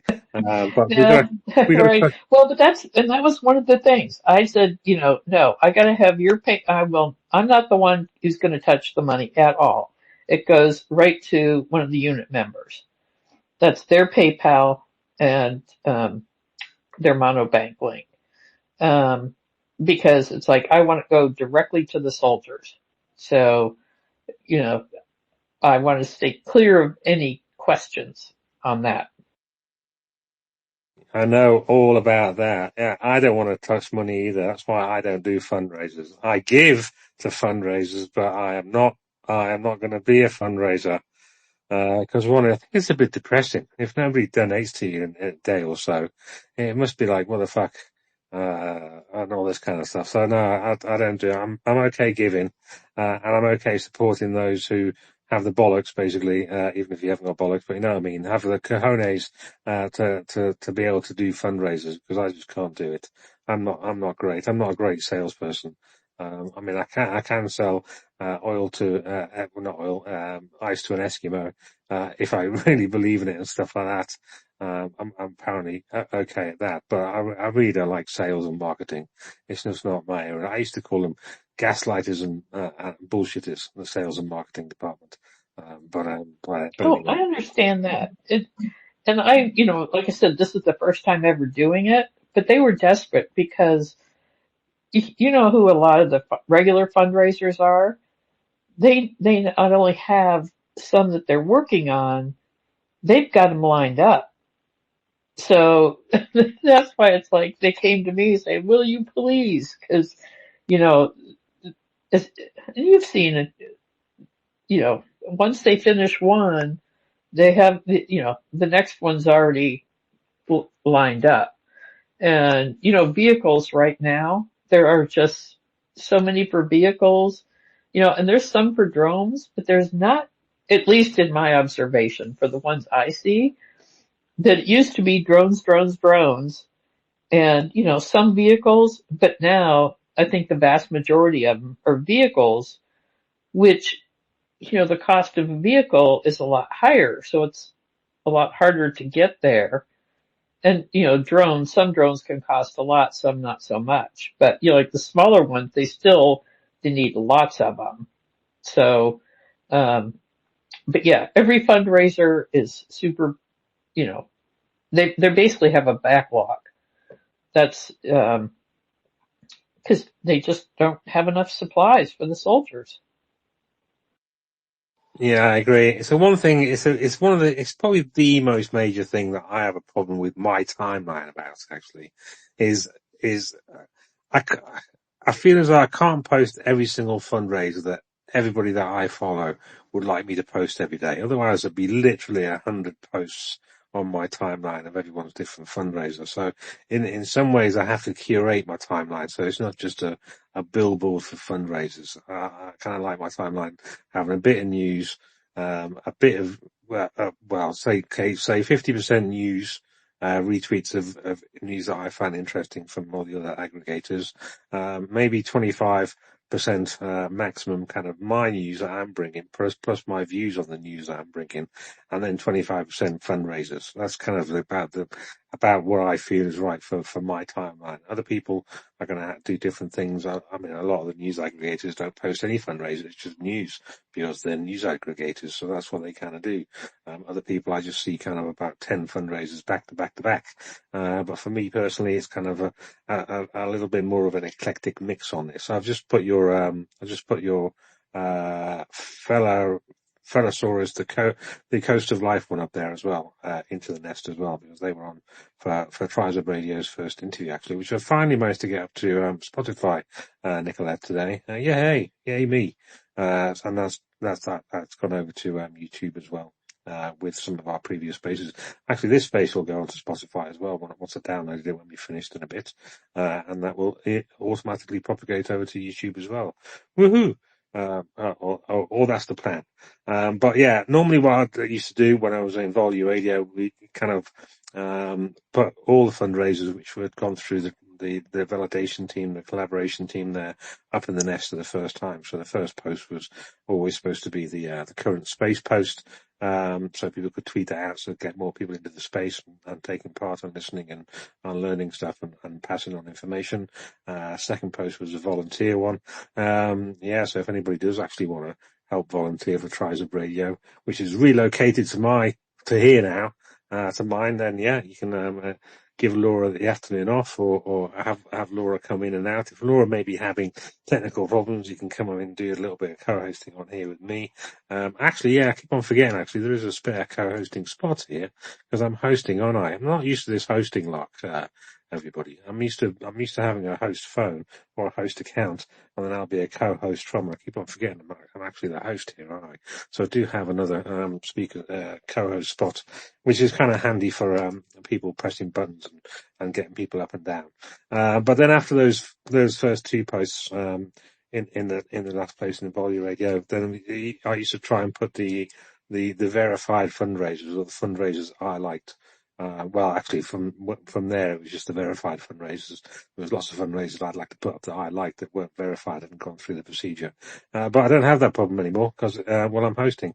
So if I like them, and Laura likes them as well, then yeah, just ask basically. And then we'll say probably yes. shove it in there. So yeah, if next time you come onto the space, or anybody else, Mary, if there's a fundraiser that you give to, that you've known for a while, just let me know, and then we can shove it up there. In fact, we might do a space tomorrow. We might do a Friday All right. space tomorrow then. Go, Nicolette? Well, thank you, Sir Shaggy. I appreciate Yeah, I mean, it's about the spaces for me are about three things. One is giving news, discussing news, and getting news from people who are coming up to talk about it. Two, about fundraising. This is not in any particular order either. Two is about fundraising and let everybody know. Get a little bit more reach out so people can either make a donation themselves, or at least retweet maybe some donations which they kind of like out onto their timeline, and maybe somebody will donate. And the other thing is just keeping each other company whilst this war is ongoing, and keeping our morale up, and maybe having a little joke every now and again, and crying on each other's shoulders at other times as well. So they're the three main reasons why I do these spaces, is just try and keep the community together a little bit. That's why I don't really like doing dramas and stuff like that in these spaces, because it ends up being a bit of a nightmare. But so kind of huggy spaces, chill out spaces with a bit of news, with a bit of fundraising, and with a few laughs as well if we can, because there is a war on, and dark humour is very important to help get through the war as well. Some light-hearted stuff. I see people moaning a little bit about their timelines having a lot of Russian propaganda and stuff like that on it. I honestly don't find that with my timeline. I think I've blocked so many Vatniks now, and dodgy accounts, and fake soldiers and all this kind of stuff, that I don't see any of that. I just see news, I see fundraisers, and I see lots of cats and dogs, videos and stuff like that. So, which can be a little bit discombobulating when I just read some horrible news and then there's a really funny video of a cat and a dog, doing stupid things, or people doing stupid things. But I kind of need those, funny, jokey moments in between all the horrible stuff, just to keep myself, well, I was going to say keep myself sane, but going from one end of the, going from one end, depressing anxiety end, to the laughing end, in a millisecond is a bit discombobulating as it is. But it's the way I found over the past 3+ years, getting on to 4 years now, to cope with it. I need some of that funny stuff, because if it's all depressing and bad news, which it is on the ground in some areas, but I need to mix it up a little bit to keep my batteries going, as it were. What about you, Laura?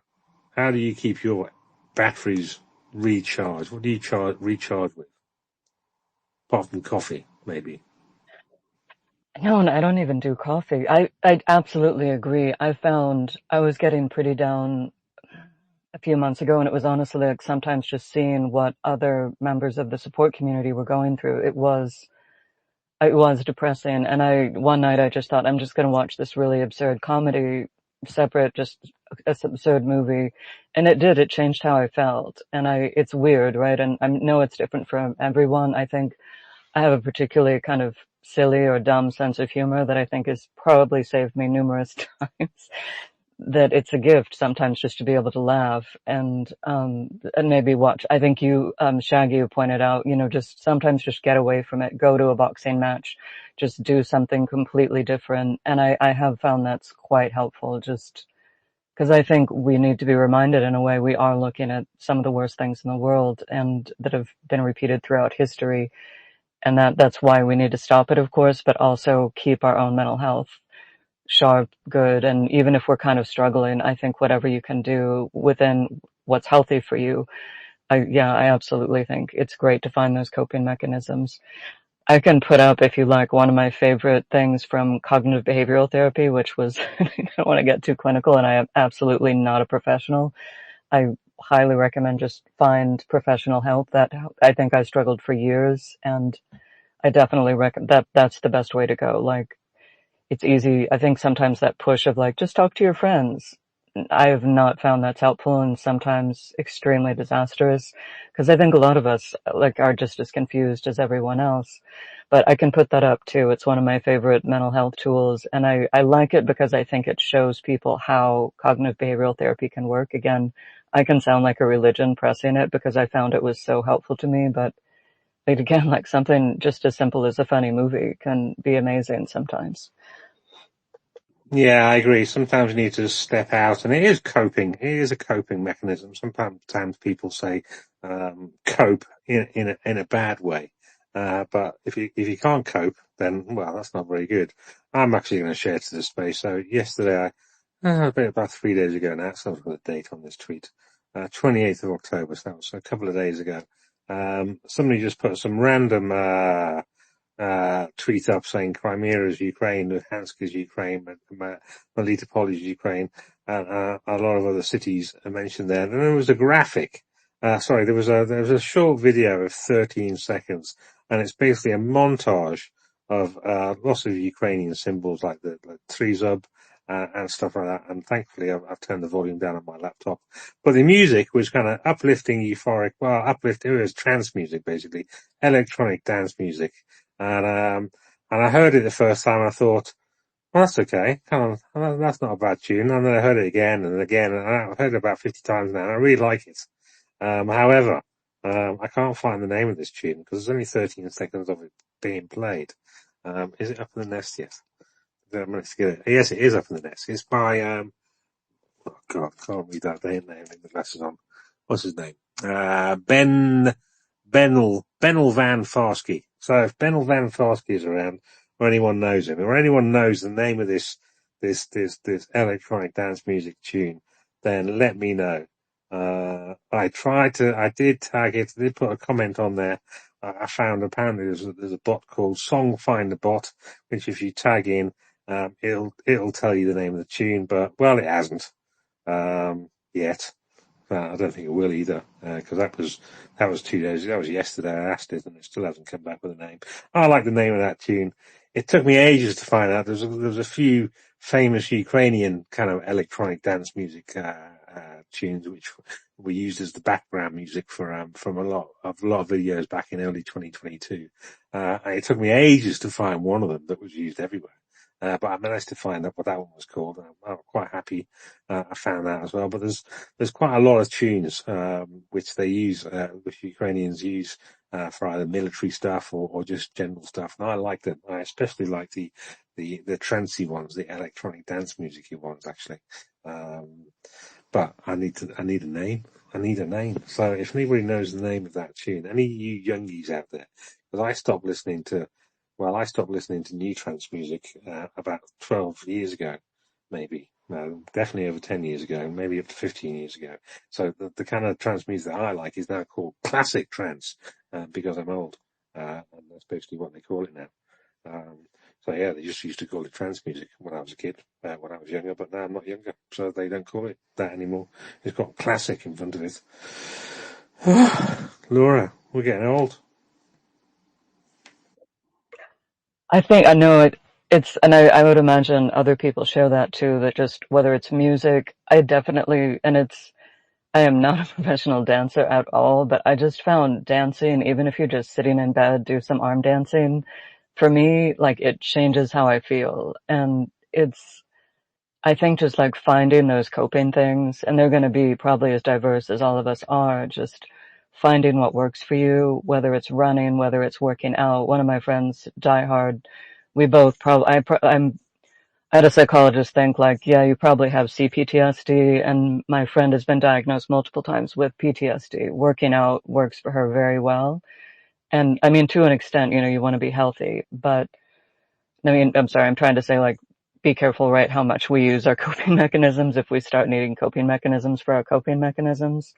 But absolutely, I know like dance, I think that was what you were referencing, Shaggy. I think it might be considered hard style techno. I'm not 100% sure, and anyone please correct me, but Ben, yeah, put together that great montage. I think, yeah, and if anyone else has coping ideas, it would so be welcome because I think we all benefit from it.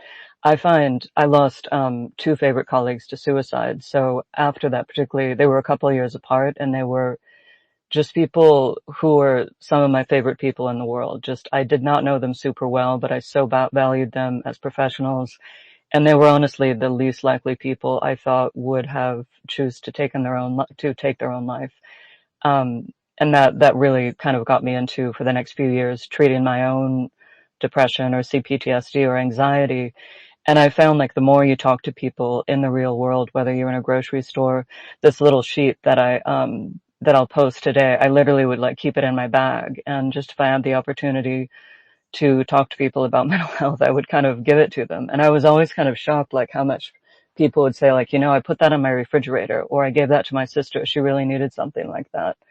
I think the more we talk about coping and mental health, the more accessible it becomes to people who really need help. And my colleagues who died, I think I always think about that for some reason finding that help there was maybe too much of a stigma attached to it, or I don't know, but yeah, trying to reach those people who need the help the most.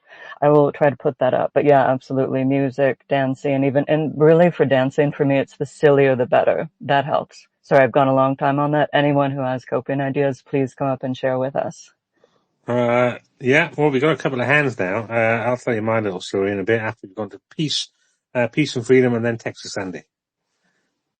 Thanks, Sir Shaggy. And yeah, I have some coping mechanisms for Americans. My nonprofit organization from Canada, pfiukraine.org, is we're opening a new program that I want to be able to extend a volunteer work visa to Americans and a path to wellness in Canada, because visitors to Canada can get free medical care. And I just wanted to assist with our multinational global campaign for wellness. And if we can help Americans get the care that they need under the circumstances that are right now very critical, it's no difficulty for me to write a reference letter or a work visa letter to Americans that would be interested or need mental health care or something like that.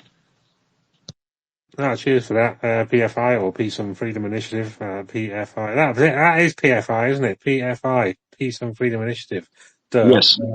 Yeah. No, that's cool. One of the things men don't talk about is mental health that much, which I found out, which I'll go into a little bit after we've talked to Texas Andy. Texas, have you got any coping names, or do you have a name for that tune? Yeah, I have a name for that tune. It's called Infected, and it's by Hyperphase. I DM'd the picture to you. And my coping mechanism is going out there and supporting the Ukraine soldiers and everybody so they could kill more Russians. I love it when they bomb Russians. That's my coping mechanism. It's like Balzac used to say, get your emotional support corpse. I find new emotional support corpse every day. You know what? I was going to mention that before, because that's not my thing. So when I see kind of Russians being blown up and whatever, if it's too gory, it kind of gives me anxiety and stuff like that. However, there are people who kind of like that kind of stuff, and it sounds like you're one of those people. I understand it. Maybe. Did I get that wrong? Well, when you're facing, like this morning, they woke us up at 4:30 a.m. and under constant shithead and rocket attacks, the roosters kept flying and shooting missiles at us. So after a while, you kind of just get, you know what? I need to see more dead Russians today. Then you kind of cope a little bit more with that, with the lack of sleep. And, you can only drink so much coffee, but definitely some emotional support corps does help. Yeah, I get that. That's why I can't criticize it. It's just kind of not for me. Although some days it definitely bloody is for me, I have to say. Well, probably not as much as it is you, and probably for the reasons you've just explained. You're there, so you're experiencing it more than me at the end of my internet connection, as it were. So I kind of cope in a slightly different way. Yeah, I'm more the economic side of things and trying to make people feel a little bit better. But I definitely retweet some of those ones as well, because I know that some people do need to see them as well. Some people are a little bit too into that for my tastes. But everyone's got to cope in a different ways, and if it works, if it helps you put one foot in front of the other every single day, and continue to help Ukraine, well, fuck it. They're Russians anyway; they deserve it. So yes, if you need to see some Russians getting blown up, fine. And I mean, I do particularly like turret tosses or space Russians, as I call them, when they're blown up out of their trucks and they go 50 meters into the air. That's fine. But when you start getting a little bit too graphic in there, I'm a bit squeamish, basically. I'm a bit of a wimp in that area, so I'm not very good with blood and guts and all that kind of stuff. If I don't see the blood and guts, so I just see some Russian flying 200 meters into the air doing a Superman impression when he's not Superman. I'm okay with that. Yeah, more of that, please. Thank you very much. Don't quite know what the record is at the moment, Texas. I'm pretty sure I saw one. There was some guys some Russians on I think it was like not a Range Rover, but some kind of truck with an open back, and they went about 300 meters Yeah, through the air. yeah, I know which one you're talking about. They all flew. Yeah, I think that was a world record for the astronauts or the cosmonauts. Yeah, exactly. Those ones are okay because you don't really see the bloody guts and all that, but you just see them flying. Yeah. Anyway, so that was fine. Mary, how's your coping? You probably don't go for the blood and guts stuff, do you? What's your coping? What's your way of coping? Yeah, no, I don't really do the blood and guts stuff. I don't know if I really have any like healthy coping mechanisms, so I don't really say how I cope.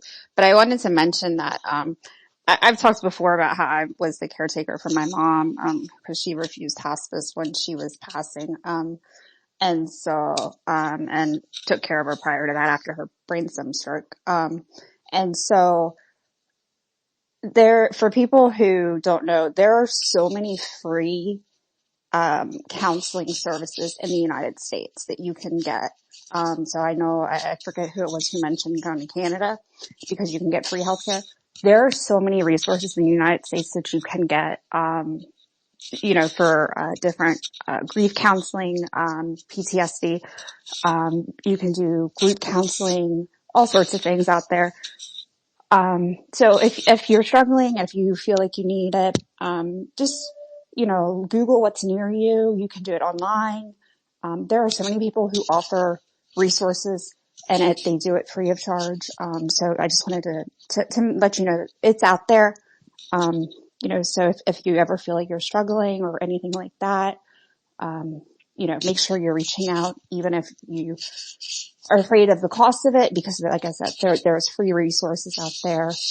I know near us, there are tons of, free grief counseling, sessions, pretty much every night of the week. You can find one at one of the different social halls or whatever you call them nowadays. So, anyways, thanks guys. Yeah, there's definitely a load of stuff online, and loads of stuff that's free online as well. You don't have to pay for it either. That you can find out about that kind of stuff.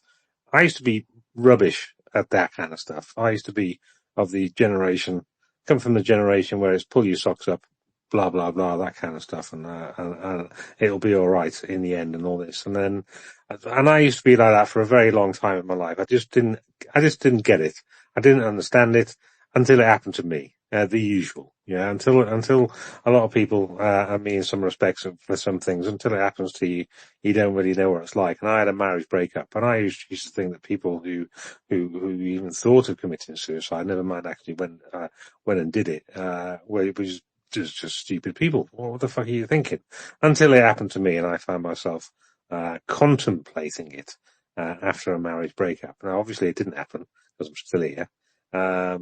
But even now, just thinking about the fact that I kind of went through some of the thought processes and started rationalizing it and stuff like that. And once you've broken down some of those barriers as well, I find it's kind of easier to slip into there rather than having those barriers up for 40 years of my life. Once they started being chipped away by what I was going through and just inside my own head, they don't really get rebuilt anymore. Or if they do get rebuilt, they weren't definitely not as solid as they used to be. So yes, it can happen to anybody. I think. Maybe I'm just projecting there, because I never thought I'd be one of these people who'd be having some of those thoughts. But well, yeah, it did happen to me as well. Hopefully, it'll never happen again.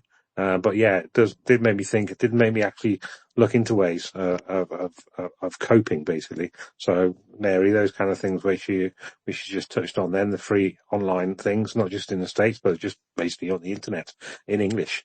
Definitely helped me actually go through things. So did laughing, actually. That's one of the things it came up with. I'm watching stuff because I was just looking at news, and I was just kind of looking at rubbish, really. So I started looking at watching some funny series from back in the day when I was a kid, when things were all okay, and they just made me laugh and picked me up a little bit. As well as music as well. I'd realised I hadn't listened to music for about 5 years, so I pulled up all my old my trance clubby, my favourite trance music and stuff like that. I just used to be dancing like a maniac in the kitchen by myself or in the bedroom by myself, and that kind of lifted me up as well. And getting a job, because when the marriage broke up, I didn't have a job, I didn't have a contract, yeah, that doesn't help either. So lots of different ways, and my cat helped as well, obviously. So yeah, lots of different ways. So if you find yourself going down a slippery slope, as it were, you can either help yourself or reach out to people. And one thing I found out was a lot of the time I didn't need anybody giving me advice. I just needed somebody there to listen. A pair of ears, rather than a mouth, is definitely very, very helpful. And sometimes just having somebody or some things sat there next to you as well, whether it's a friend sat there, not saying anything, just you can enjoy each other's company, or a cat or a dog or anything, or just go and sit out and hug a tree. I definitely hugged a few trees literally in my life, and I like doing that. I don't know if the tree is okay with that or finds it a bit inappropriate, but I think it's okay. Sorry, any trees that I've offended. Symbol, and then PFI. So symbol, I can never remember your bloody name unless I press the button and then you'll tell me. Ali. Yeah, thank you, Shaggy. I'm Ellison from Brazil. Uh, First of all, I would like to thank you for this place of speech and where we can discuss ideas around what's happening in Ukraine and express our solidarity with the victims of those recent attacks. We are broken hearted. Increasing its attacks on Ukraine because Putin has realized that he cannot win this war. He cannot advance in the ground, and so he wants to destroy whatever he can in Ukraine. It's my first question. And my second question is the Russian people as barbaric and as uneducated as I have seen in most videos in internet, because I don't like to grow any stereotypes in my analysis, and I would like to hear your opinion. Thank you. On the first question, have they increased their attacks? They have increased them in the air, so they're definitely making more Shaheeds and Gerans and definitely more of those types of drones and stuff like that. And yesterday was one of the biggest attacks, over 700 drones launched at Ukraine. I think that's the third highest this year from memory. So yeah, they are still producing more and more of those. I really, really do want to see the big factory they got in Alabuga, I think the place is called, which makes a lot of these drones hit. It's about 3,000 kilometers away from Ukraine now, so it's quite a long way out. Hopefully just inside, although that will be in a straight line, just inside the range of the new Flamingo cruise missiles that Ukraine is producing, with a slight delay. So that should be up to a production of 7 a day, by the end of this year. It was supposed to be, the end of this month, but there was a little production hiccup. They had at 5.2 makes them, so that's pushed out a little bit to what the original, or what the second original date was at the end of this year. That was what President Zelensky said. So they are increasing attacks. They're definitely increasing attacks now as well. Putin has said that he wants Pokrovsk taken by mid-November, and that's the town that the Ukrainians are trying to defend. That apparently should have been taken months and months and months ago, but the Ukrainians are still defending it. The Russians are kind of one step forward, one step back in there. It's a very, very grey area at the moment. Even the Ukrainians Ukrainian supporters. Some Ukrainian supporters are saying it's a hopeless case there. Other Ukrainian supporters are saying no, it's exactly kind of what Ukraine are trying to do, trick the Russians in there, and even the Russian side. Some of the Russians are saying, yeah, it's a nightmare. We're getting wasted. It's just meat waves. And other Russians are saying, oh yeah, we're going to be taking Pokrovsk in a couple of hours. So it's a very, very grey fog of war area at the moment. What we do know is that Pokrovsk, parts of Pokrovsk are held by the Russians, part are held by the Ukrainians, part are in flux, going backwards and forwards, probably over a few hours. One day the Russians will be there, then they'll get wiped out, and the Ukrainians will have a bit of control over that area, then the Russians will send more meat wave attacks. So it's very, very fluid. What we do know is, though, the Russians are losing a hell of a lot more men and material there than the Ukrainians are. So I've got faith in the armed forces of Ukraine. I know that sounds like a cliche, but I say that for two reasons. One, because I have, and two, because I can't do anything else about it, because I'm not ordering troops around on the ground, and I'm not going to second guess what's happening anyway, partly because I'm not military, partly because I haven't got all the information, and partly because I'll probably be talking nonsense. And I try not to talk nonsense. I do that enough. So if I can not talk nonsense, then I'll stop myself from doing it. And your second question, Russians.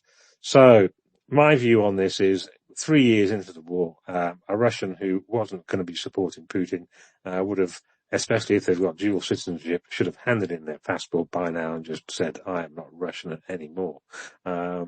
I mean, I guess there are a lot of Russians in there who are just trying to keep their head down. It's nothing to do with them, but it's being done in their country, in the name of their country. So, yeah, if your country goes to war with another country, then yeah, either you do something, to try and stop them, and there are Russian partisans, in Russia who are blowing up trains and setting fire to, various bits and bobs and stuff like that. And those Russians, yeah, we could class them as good Russians because they're trying to fight back against the regime at really high cost. But it's only a small fraction of the Russian population. I think most of the Russian population are just burying their heads in the sand and just saying basically they can't do anything because that's the easy way out. Because otherwise, if they try to do something, then some bad things might happen to them if they got caught. So the easiest thing to do is not do anything. Just say, yes, Mr. Putin, no, Mr. Putin, 3 bags full, Mr. Putin. But that aids the Putin regime. Yeah, unless you're going to be actively against it, what you're going to, yeah, you have to fight against autocracy. You have to fight for what is right. So those Russians that do, and I think it's only a small number. Yeah, fair, good on them. But the majority, no, Ali. I think they're all in it to some degree with Putin, and they're all going to go down with Putin if they don't do something about Putin and his regime. So that's my thoughts on that. The Russians outside Russia should do something a lot more, rather than trying to say they're the opposition and say they oppose Putin, but basically just want to take over from Putin and be in charge and basically do the same thing as he done. The Russian opposition outside Russia, I don't trust almost as much as the regime that's inside Russia. That's just from what I've heard them say. They're just after power rather than Putin having power. So that's my thoughts on that, Ali. Peace, PFI. Oh, any follow-up, Ali? Thank you, Shaggy.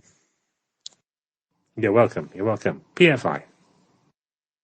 Yeah, we got to trust in the armed forces of Ukraine, and it's not that hard to do because Ukraine is demonstrating the viability of our defense. So to me, signing up with the military was a no-brainer. You know, I felt like Ukraine was destined to survive and continue fighting for a long time, and here we are, almost 4 years. And so going back to coping, I want to actually mention that I've provided a number of coping mechanisms to the soldiers in the front, including advocacy, but namely products like vitamins, B, C's, and D's, are particularly this time of year, very important, as well as resveratrol, which I've done some experimenting with myself, and it seemed to have, stress reducing, efficacy, function. And, so I've been able to share that with some of the, units that I've served with. And I've seen some, positive results, as well as protein and, exercise seems to be really good for my mental health and wellness. Just today I was chopping wood. Chopping wood is such a relaxing endeavor that, and you feel accomplished, you feel like you've done something, and you get to stay warm. So right now I'm heating the, laboratory with wood. But, I also wanted to request that, if we can share my pinned post, because I do have a mini fundraiser for the power banks and, power systems that we're trying to distribute across the country. Thank you, Shaggy. I'm just getting to your pin post. Oh, hang on a second. There we go. Clickety click. Let me get that up in the nest for you. Hang on a second. It's still loading. It's still loading. I've got a slow computer. There it is. Is that it? Yeah, there we go. Pinned. There we go. Oh, hang on. Wrong button. I can't pin that, can I? What am I doing? It'll be up in the nest in a second, PFI. Share to space. There we go. That'll be up in the nest. Exactly. So there's different ways of coping. As we heard from Texas before, sometimes it's the blood and guts and things like that. For other people, it's looking at animals. That's one of my things actually, is looking at stupid videos of animals doing daft things. Animals or humans actually. I particularly like animals though, because it just makes me laugh a lot. So I think I've actually got a list of a lot of the animal accounts that I follow on Twitter. And basically when I need a little bit of a break, I go through that. Music also helps. For me, doobie as well actually helps. Marijuana helps a little bit, although it can trigger anxiety or depression. Depends on whether I have too much sativa or too much indica. I don't think that would work for me if I was in Ukraine, but it does help me sleep. That's the main thing I take it for, is to help me sleep. Because I suffer from a little bit of ADHD and stuff like that, and my brain just whizzes round, and to knock that on the head, especially when dodgy things have happened in the day, whether it's Ukraine related or just in my normal life, then yes, that and a stupid film, or a kind of a Hollywood blockbuster of some type that I've probably seen about 100 times before, will just take my mind off things. And basically deflect my mind from that which is causing me anxiety or depression onto something that is not, basically. Oh, Andy, Texas. Yeah, I almost forgot about one of my coping skills that I do when I'm just pissed and nothing's going right. I'll take my 3-day-old bread I get from Sippo or another grocery store here, and I go out and start feeding the pigeons. It pisses the babushas off, but I just feed the fuckers. It makes, grab a coffee, feed the damn pigeons, and it's funny. Don't feed the pigeons. It's funny, but I do it anyway. Exactly. I used to do that as well. When I used to live somewhere near a pond, and there was a river that went into this pond. So it wasn't technically a pond, I suppose. But I used to go there and feed the ducks, feed the geese, and the pigeons. Obviously, the fat bastards Hell used yeah. to waddle across and feed them as well, especially when I lived in London. So yeah, feeding the animals, basically getting out. I mean, sometimes people say get out and whatever, but sometimes I just like being indoors. But even going out to the garden or going out to a little bit of grass. And one thing I used to do, actually, I used to have this, I read this thing years and years ago, about if you put a meter square, so if you kind of measured out a meter square in anywhere, whether it's a patch of grassland or a patch of woodland or a patch of anything, and then just analyze what you find in that meter squared, and then try and figure out what it is. So any beasties you come across in that square meter, just try and identify it and stuff like that, and just do that for two reasons. One, it'll take your mind off whatever you were doing beforehand, because, well, especially me, because I got slightly hyper focused. I'll just be learning all stuff about all these little beasties that I'd never come across, especially in these days where you could take a photograph of it and it'll search the image and tell you exactly what it was. You can bump your knowledge off quite a lot, or go up into the woods and try and find plants that are edible. versus not edible or poisonous and all this kind of stuff. That's how I got into mushrooms, actually. That was one of my coping mechanisms from getting over my marriage breakup, was getting into mushrooms, which could have killed me if I'd ate the wrong ones. But I found a few varieties which I can identify now very easily, because they're very easy to identify, that are very munchable, basically. Are you Texas. getting the mushrooms out of the cow patties? No, actually, the cow patty ones are magic mushrooms. I can ID them, actually. Somebody took me on a magic mushroom hunt and let me know what those look like. So I can, Liberty Caps, I think they're called, aren't they? I can identify them. But I don't normally, I've done mushrooms back in the day. The last time I did them, I thought my mate was the Yorkshire Ripper, and I had to follow him home. We were on the beach, had a big bag of these mushrooms, and he's twice the size of me, literally. And he said, "You'll be fine, Shaggy." Yeah. And he gave me the same portion that he had, and I stupidly kind of munched them. And then it went a bit wrong, should we say. It started raining. It was dark. I had to follow him up this hill. I was with my wife at the time, and I was just following this big dark shadow up the hill, and my mind started going a bit weird. And then somewhere along the way, I was convinced myself that he was the Yorkshire Ripper. He was taking me back to his flat to kill us both. And I was gripping my ex-wife's hand at this point, but I had to follow him back because I remembered my car was parked outside his flat. So I was like, shit. So anyway, and then we tried to get across this road. It took us 45 minutes to get across this road. We waited and waited and waited for the traffic to pass.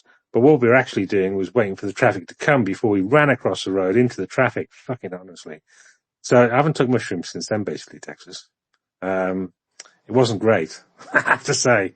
It was even funnier though when I got home and then hid in the back of his flat, needed to throw up, couldn't go to the bathroom because that was heading towards where he was and then turning right into the bathroom. So I decided sneakily to throw up in my ex-wife's suitcase rather than mine, because obviously I didn't want to throw up in my suitcase because it was my suitcase. So I threw up in her suitcase, but I'd forgotten that we'd swapped suitcases. So I actually threw up over my stuff that was in her suitcase, and her stuff was in my bigger suitcase, but we swapped beforehand. So I threw up all over my stuff, but I couldn't clean it up because that was going to the bathroom to clean it up, and I couldn't do that. So she cleaned that up for me. So there you go. There's a little anecdote, Texas. Don't do mushrooms. Well, don't do mushrooms often, or don't do too many mushrooms. There you go. Does that help anyone? Oh, yeah. I know people talk about microdosing and all that kind of stuff, but no, I'm over my mushrooms now. Don't need to do that again, I don't think. I definitely not too many of them anyway. Anyway, there's a little anecdote from me. Ali.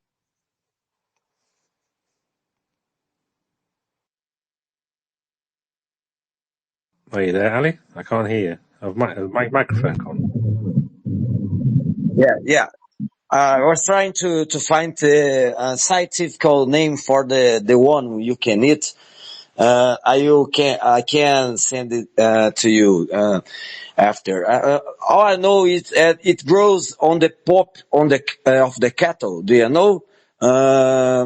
Mainly before after the rains.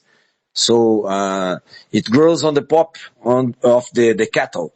It has a black curtain under its top.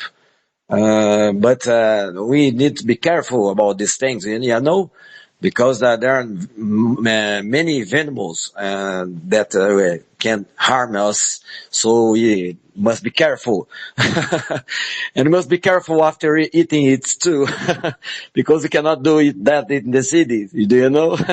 It's better to do it in the countryside. So yeah. But it's nice. It's nice. The brain, they made many exams in the brain, and it seems the brain activity is very increased after it's eating, and so a lot of barriers between the neurons are under when we eat it. So I was going to say something about the Russian opposition because it barely doesn't exist. It's obviously you cannot be opposition to Putin because they will hunt you and kill you, or hunt you and send you to Gulag, or anything else. So I think most of Russians that are opposition to Putin are outside Russia, not inside of Russia. That's it. Yeah, I mean, with regards to mushrooms or anything kind of that changes your body chemistry or whatever, everything, my motto is everything in moderation, and not everything will work either. So, I'm not saying try it just to see if it does work or doesn't work. But if something doesn't work for you, then don't try it again. And if something does work for you, then maybe try again, but don't get bloody addicted to it, or do it in moderation. Don't have it as a crutch. Because it's nice just to be normal. When I say normal, is just eating normal foods rather than eating things which change your brain chemistry. Sometimes you need to take drugs, whether they're kind of legal or illegal. If you've got a headache or if you've got illnesses and stuff like that, then yeah, you'll need to take various medications and stuff. And sometimes you can self-medicate, and other times you need a doctor to tell you what to take. I'm not a believer that doctors know 100% what is right for you and what is wrong for you. They're definitely a higher percentage on the scale than me trying to be a doctor. But I also know that from my own experience that there's some things which are technically illegal in various countries which shouldn't be illegal in those countries. So I'll just leave it like that. But yeah, just be careful if you're going to be taking anything, basically. Even if it's food, you might find you're lactose intolerant. You might find you're allergic to kind of whatever, so that stuff that's in bread and all that. So it's a good idea to get yourself tested for allergies and whatever, just so you can put stuff into your body which your body is good for your body. But yeah, don't overdo everything. And just because it's illegal doesn't mean to say it's all bad. Just because it's legal, like alcohol, doesn't mean to say it's all good either. Otherwise, you wouldn't have alcoholics, would we? But yes, whether you're a drug addict or an alcoholic, whether it's illegal or legal, too much of what can sometimes be a good thing can end up being a bad thing. So yeah, just take care of yourselves, and only you will know really where that level is, with advice from people who can help you and give you honest advice as well. Laura. Thank you. I love what everyone said. I think some of it too, and I love talking about the coping, because I think it was Alexander X, who I just adore and love, and he does things to preserve art in Ukraine, and his family is, if you know him, I would highly recommend following him. If you don't, he does like amazing dioramas for children and projects. He's just an amazing person. But he noted that he found a lot of the people who help Ukraine, as out like people like us, are often like extremely empathetic people, and I think that kind of can be a red flag for some of this, like that we can get really depressed because we care very much about other people. I think the things like, I was concerned just with my own conditions. I always stayed away from like narcotics and alcohol because I think I could foresee that could end exceptionally badly, but I know it works for a lot of people. But if you're ever like, after I lost my colleagues, I was pretty much up for anything. Like, I wanted to prove to the world that treatment was possible. So when I'd never had considered taking prescriptions really, or had always been really adverse to them, not knowing what they did. And I'm not sure about the long-term effects, but I did have some, and I mean, they were amazing. Like, it was an immediate effect. Like, it was sertraline, I believe, a generic form of Zoloft. My goodness. I mean, right away, I just was amazed, like, is this how normal people feel? Where I think some of us in the kind of severe depression area are very depressed kind of all the time, maybe, but I know it's not for everyone also. I just put the little sheet up in the comments and haven't finished everything I was going to say, but that one is just the example of cognitive behavioral therapy. for people, I think it's really good to talk about suicide openly, where I think that's the problem in a way that people don't. And one of the things I found, if you do have those thoughts, and I absolutely have gone through long periods where I did, the treatment was extremely helpful. I rarely ever feel that way again for years now. But one of the things I found, like when you're in those spirals, to remind yourself that it's a trick of the disease. And those thoughts I know can be extremely convincing, extremely manipulative, deceptive. They will tell you that this is the best thing to do. And it's a horrifying disease in that way. But I think sometimes when you recognize and like catch yourself and say, okay, that is a trick of the disease. It's trying to trick me. It can kind of take you out of those spirals. That if you recognize that it's just like a symptom, just like sniffles are part of the cold or of any disease that has symptoms, that's just part of depression. That's how it's been explained to me, and I have found it's really helpful.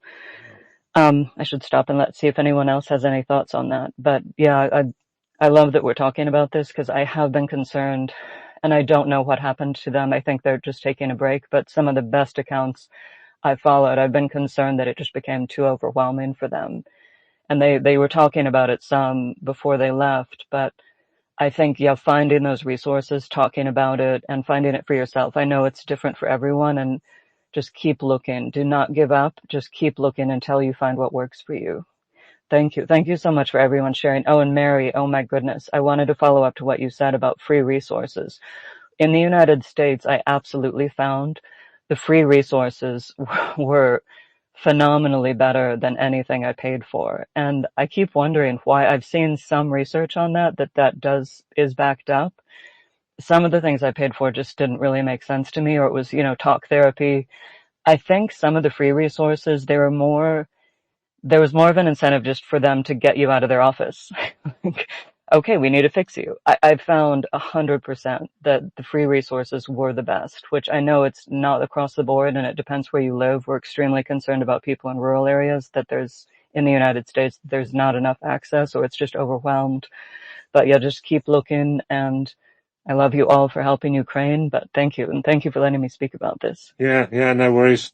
I mean, I think that there isn't a one size fits all type answer. I do think to some extent there's a people slot into various groups, and you got to find your own group. For instance, some people like talking about it, talking and talking to somebody who's sat there listening can help some people.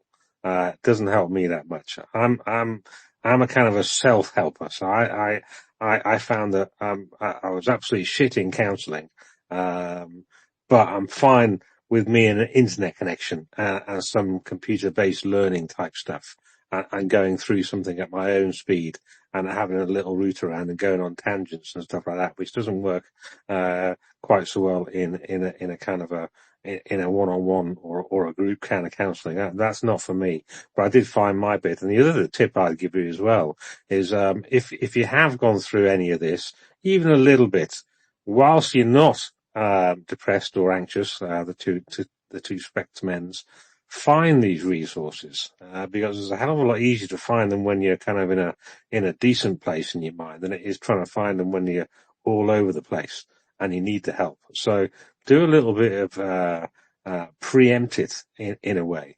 Find these resources, email them to yourself on something that you can easily find in a search in your emails, or bookmark them somewhere and have them like that, so that when the day comes, hopefully it won't come, but I mean, it might come, when the day comes when you're going to need a little bit of help, you'll have it there. You'll have the start of it. You'll have done your own research beforehand. And it's a lot easier doing that. Let me tell you from my experience, it's a lot easier doing that research when you're thinking straight, than when you're not thinking straight.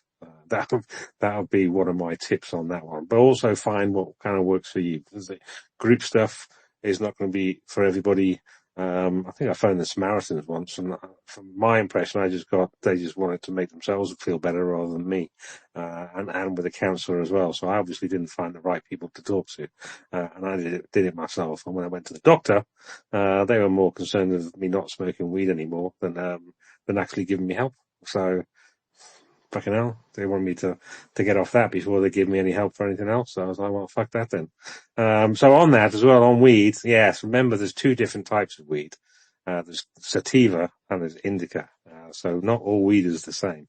And one of them is used to treat depression, which is the sativa one, because it makes you feel it's an upper type of thing, and that gets you up from being depressed. But you don't want to be taking that if you suffer from anxiety, because it'll make you more anxious. Let me tell you that. So for that one, if you've got anxiety, you want to be taking the couch locky one, which is the indica, yeah, and you don't want to get them mixed up either, because if you suffer from depression, you don't want to be smoking or taking indica. And if you suffer from anxiety, you don't want to be smoking or taking sativa. So not all weed is the same. It's like everything, but yeah, I'm not a doctor. This is just my personal anecdotes and stuff like that. Hopefully it will help somebody from going off one of those two deep ends even further. Was it PFI then Mary, or Mary then PFI? Let's go Mary. Let's go ladies, four gents, PFI, just because Mary's Mary. She's got some flour. Mary. Thanks, Shaggy. Yeah, I just wanted to say when it comes to the weed too, it's way more complicated than even just that. So, if you're in the United States and you're in a state where it's legal, I highly recommend like you going to like a dispensary, because it's just way more complicated than that. And they can like give you like specific strains that are geared towards like particular things. And my husband uses it for sleeping because we have a severely special needs kiddo who, you know, he doesn't really like to sleep, and my husband works like 100 hours a week. And so it's just, we have a very stressful life.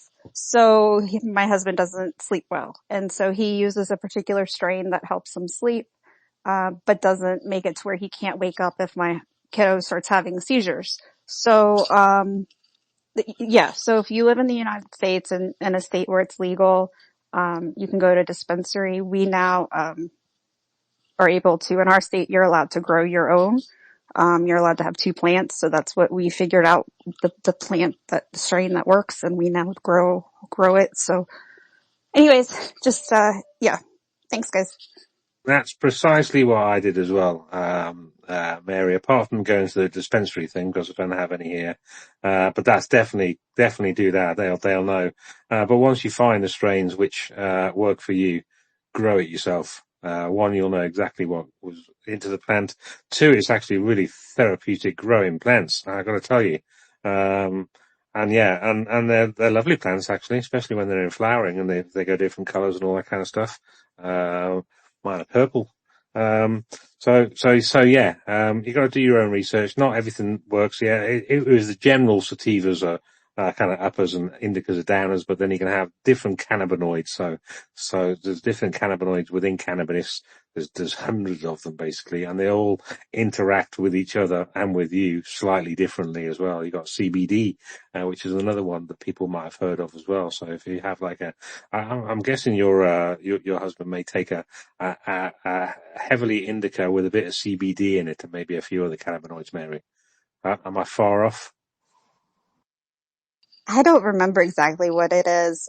He handles that. I just laugh at him all the time because he was getting very frustrated because, and he owns a landscaping company, and he was getting frustrated because his plant was getting whatever. And I would harass him all the time because as teenagers, we would smoke pot, and I'm like, and had friends that grew it. And I'm like, I don't know why it's so complicated. Like, I remember as a teenager, my friends growing it in their mom's gardens, and it was not nearly this complicated.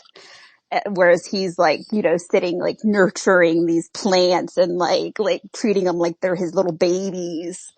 And he's still having a hard time. But yeah, I harassed him all the time about these plants. Yeah, I mean, it's not called weed for no reason. It grows like a weed. So you don't actually have to do an awful lot to it. Just try and keep beasties away from it, especially in flowering. But the rest of the time, when it's just in its vegetative state, when the sunlight is less than 12 hours, When sunlight is more than 12 hours, it just keeps on growing and growing and growing. Then when it gets to around about 11, 12 hours, it thinks, oh fuck, winter's coming. And that's when it goes into flowering. And that's when you either get a male plant, which has got pollen on it, which you don't really want, or a female plant, which just gives the buds, which you smoke or whatever. But you don't want any pollen on those, otherwise they'll stop growing those. You want just female ones. But, I find it, I like growing plants in general. I seem to be quite good. Just don't overwater them.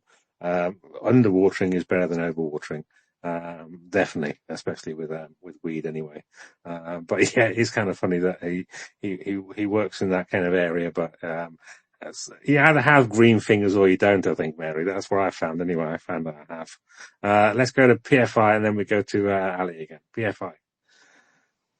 Yeah, it's Shaggy. I love talking about weed and I enjoy it. I've been enjoying it for a long time, being Canadian, and I grew it too. And I can tell you that, I used to smoke cigarettes, but weed helped me quit. So it's been a coping mechanism for me too. And I've realized that, not smoking cigarettes affords you a lack of neurotoxins, and that's resulted in a lot less paranoia that I haven't really experienced in a long time. The kind of paranoia that you get, or anxiety maybe from smoking weed. But I love growing the stuff, and almost got a medical qualification here in Ukraine a while back, but didn't go through with it. And it's an innovative plant. It's a great plant, but it's been very therapeutic for myself too. So I really can relate.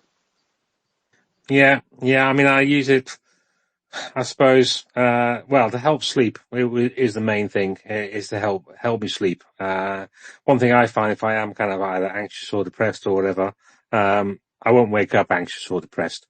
I'll go to bed anxious or depressed. And if I have a doobie, I'll go to sleep faster. And therefore it will get out of my brain during the night and I'll wake up in the morning, and I won't have a stone over much. Especially after one coffee, and I'll be fine. So it's just to help me kind of change my mind, as it were. Sometimes you need to obviously kind of need to get out of that, mental kind of downhillness. And you still have work to do and stuff like that. So I definitely can't work on weed. There's no way. Because I imagine my brain is like a pizza. And it's normally firing at all slices of the pizza are firing away. But then when they start firing a bit fiery, I need to close the pizza down. And if I have a doobie, literally just 3 puffs of a doobie, my brain turns into a slice of pizza rather than the whole pizza. And then I'm very quickly asleep, especially if I have an indica. And then I wake up in the morning and I'm fine again. My brain's reset itself. Either through the weed or just because I've had a good sleep. I normally do have a good sleep as well. And yeah, so it works for me, but it doesn't work for everyone. I know it definitely doesn't work for everybody. I know this for a fact. So if you're in somewhere like the States or Canada where you have got these dispensaries and things like that, and you have got basically, weed professionals, who know their stuff, then yeah, definitely go and talk to them. But yeah, in effect, go and talk to a weed doctor. It can help. It can't solve all problems, but it's definitely in the toolbox. He's gone. Ali's just disappeared. I was just about to go to Ali, and he disappeared on me. Laura, anything else on? We got into talking about weed. Don't know how we got talking about weed. Probably me. I like talking about weed. Oh, he's back again. Ali's coming back again. Let me try and get him up. I can get him too. I think I see. Oh, I don't see him actually. I think we were having trouble getting him up before. All right, I'll keep an eye on. I'll keep an eye on the host account. Now, I thought I just brought him up, but maybe I didn't. Maybe he disappeared again. I mean, one of the things, actually, talking about Ukraine and weed, because it was illegal in Ukraine until maybe last year. I think they passed some law. He's up. I can see him up now. Ali.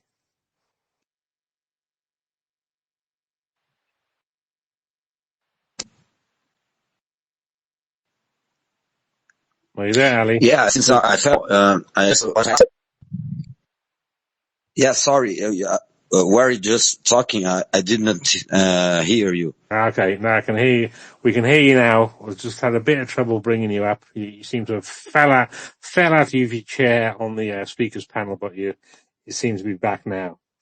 Yeah, talk about weed actually, and Ukraine. So it was illegal there, and then they changed the law. So I think it's medically legal now in some kind of restricted sense. It's not legal like in some states in the United States, or in some states in the States. I think it is legal for medical and legal for recreational. My impression in Ukraine is is legal in some strict medical things, but that's about it. PFI, you're going to know about this. Yeah, I have some information on this, in fact, and I've spoken with authorities about this and other individuals in Ukraine. It's decriminalized. You can possess personal quantities, small amounts, like 2 grams, not more than 1 or 2 grams, and it'll just get confiscated. You get a fine, and that's it. But cultivating it here, you get 7 years. Well, that's not fucking good, is it? But, yeah.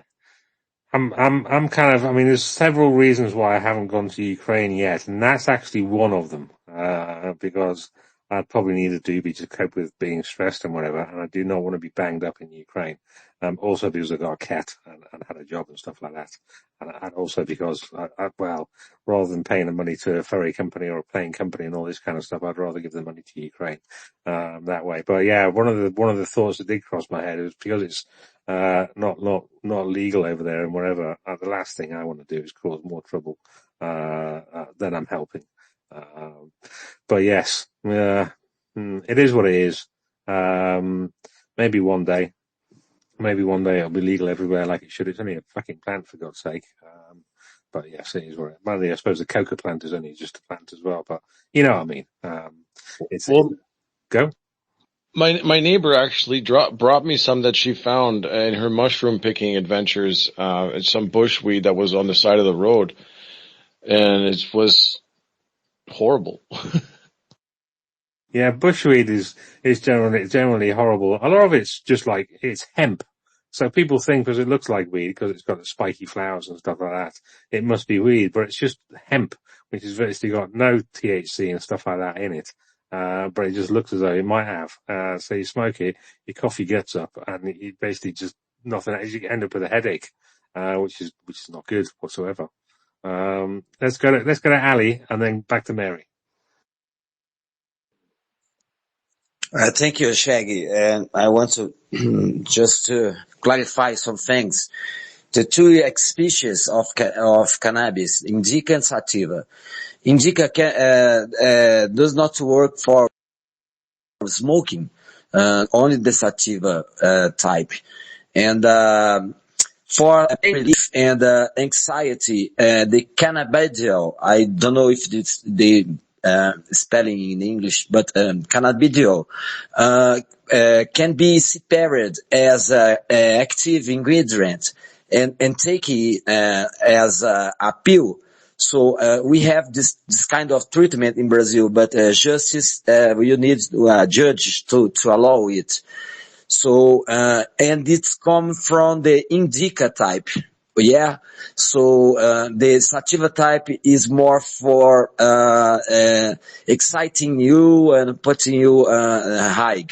And, indica type is for pain relief and for, treatment of anxiety. Thank you. Yeah, exactly kind of what I said before. So yeah, sativa is to pick you up, which is antidepressant. Sativa is to calm you down. So anti-anxiety and a muscle relaxant. And for people with who have seizures and stuff like that, a lot of that comes from the indica side of the cannabis family. Mary.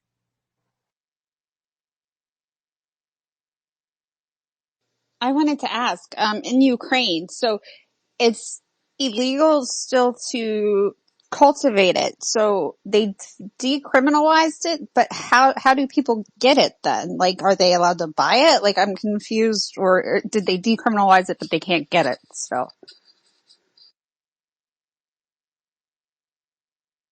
Personal possession is not a crime for small quantities.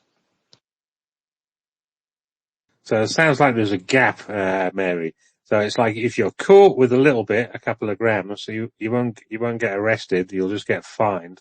But the person you bought it from, they will get a book thrown at them, especially if they're growing it.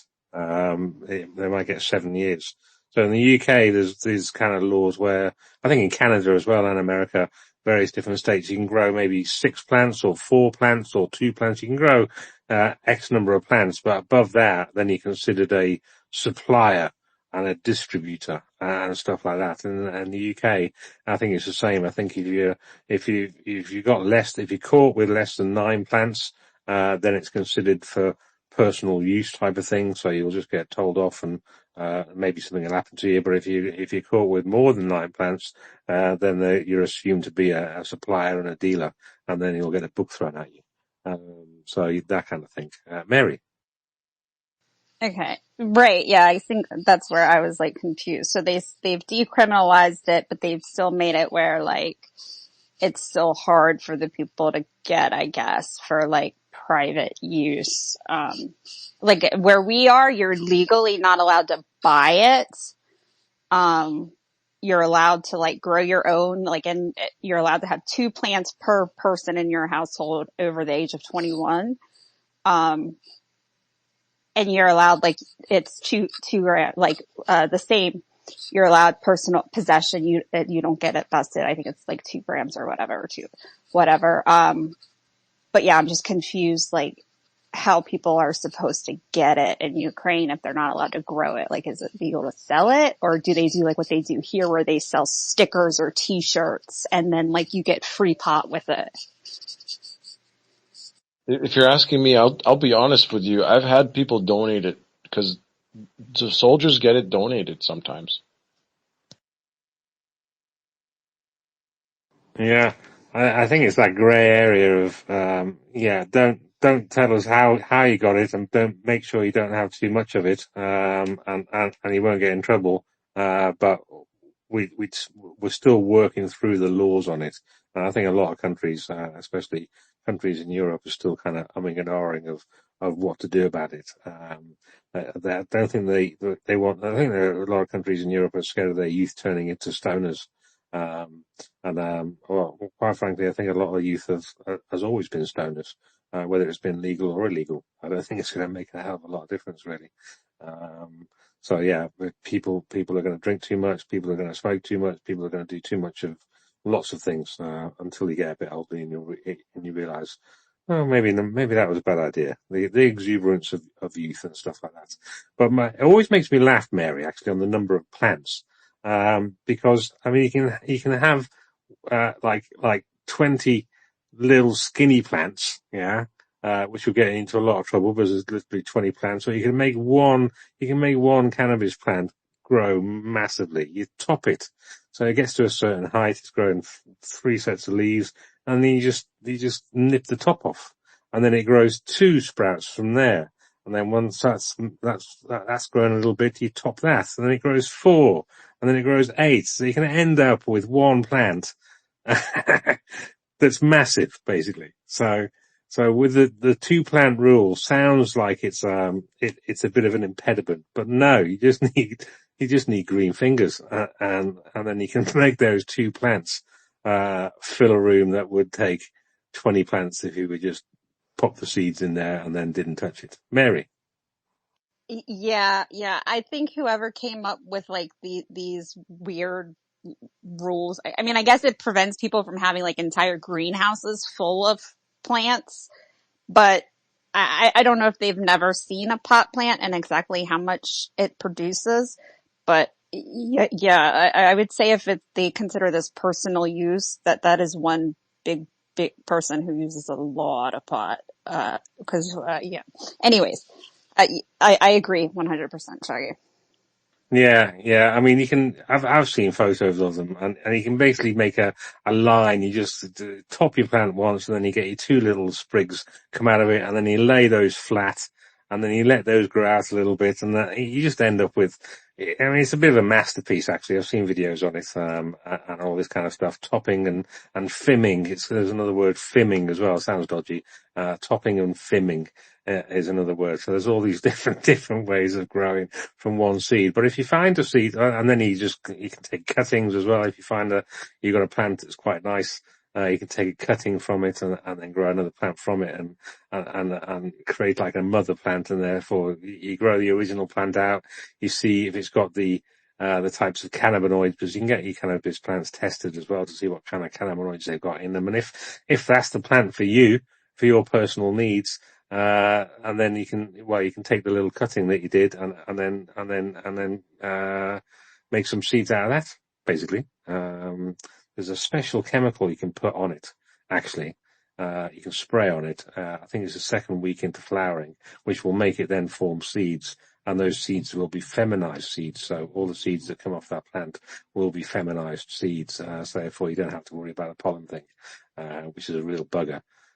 When you have one pollen sac in your tent of females that goes and fertilizes everything, is depressing, I have to say, from personal experience.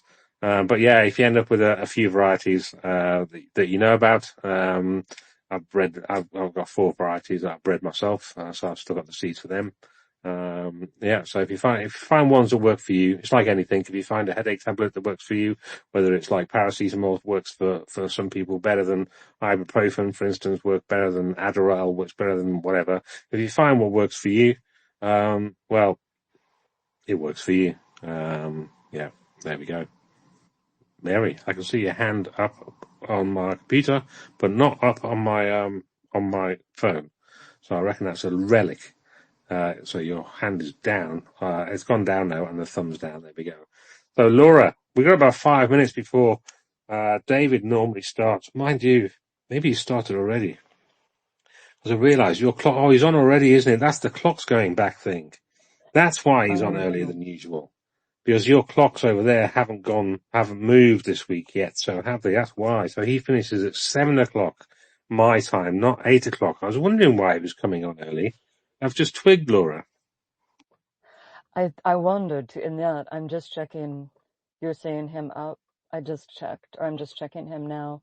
Yeah, it took me much longer to figure out than I should admit of how to figure out the time differences. So our time differences are 1 hour different until November 2nd, just in case everyone hasn't heard that too, that the United States, most of the United States will move from daylight savings time on November 2nd. I'm just pulling David's account up now. Yeah, he looks like he's going. I'm so sorry, David, that we were encroaching on your space. Yeah, whoopsie. I was trying not to encroach on other people's established spaces, and David's one of them. But I completely forgot about the hour time difference this time. I thought the other day when we were on, I thought he'd come on early, but it's only just now I've just twigged it's that hour time frame. So yeah, he's got a bunch of people in his space now. So we should wind up then. So we'll wind up. We've been on nearly 3 hours. Any final thoughts from anyone on the panel, from Laura or Mary?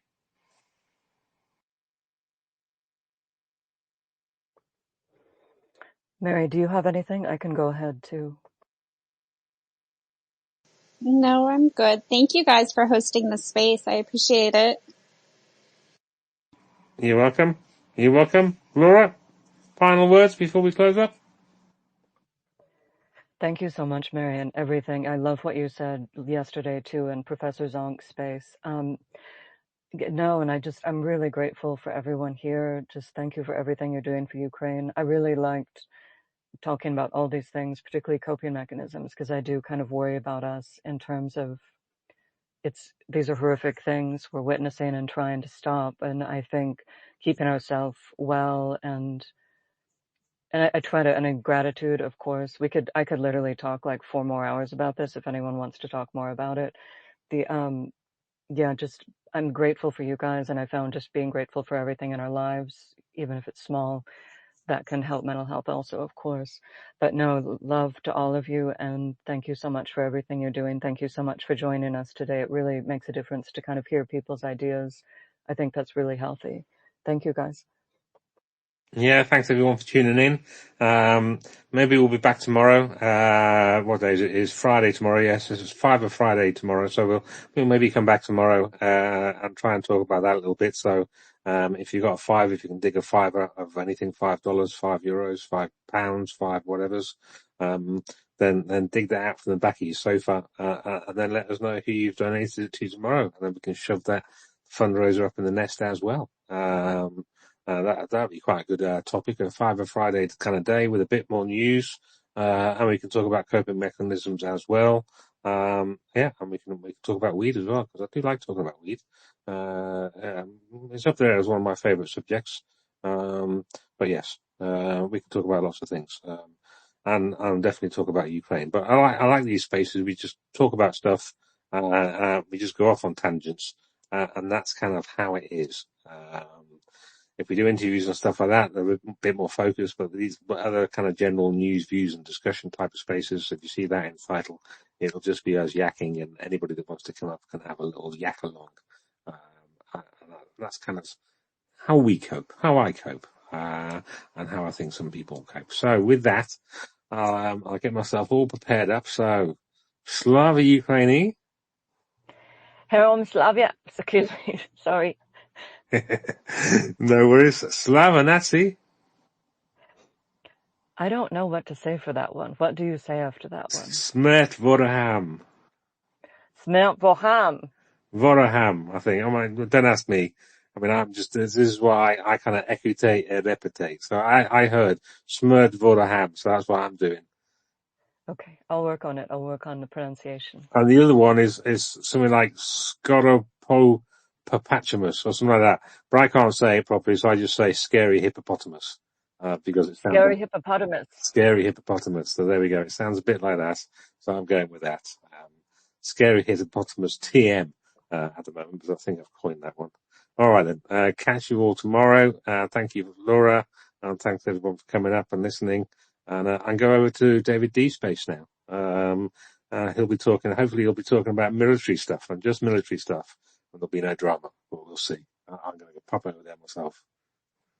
Catch you later.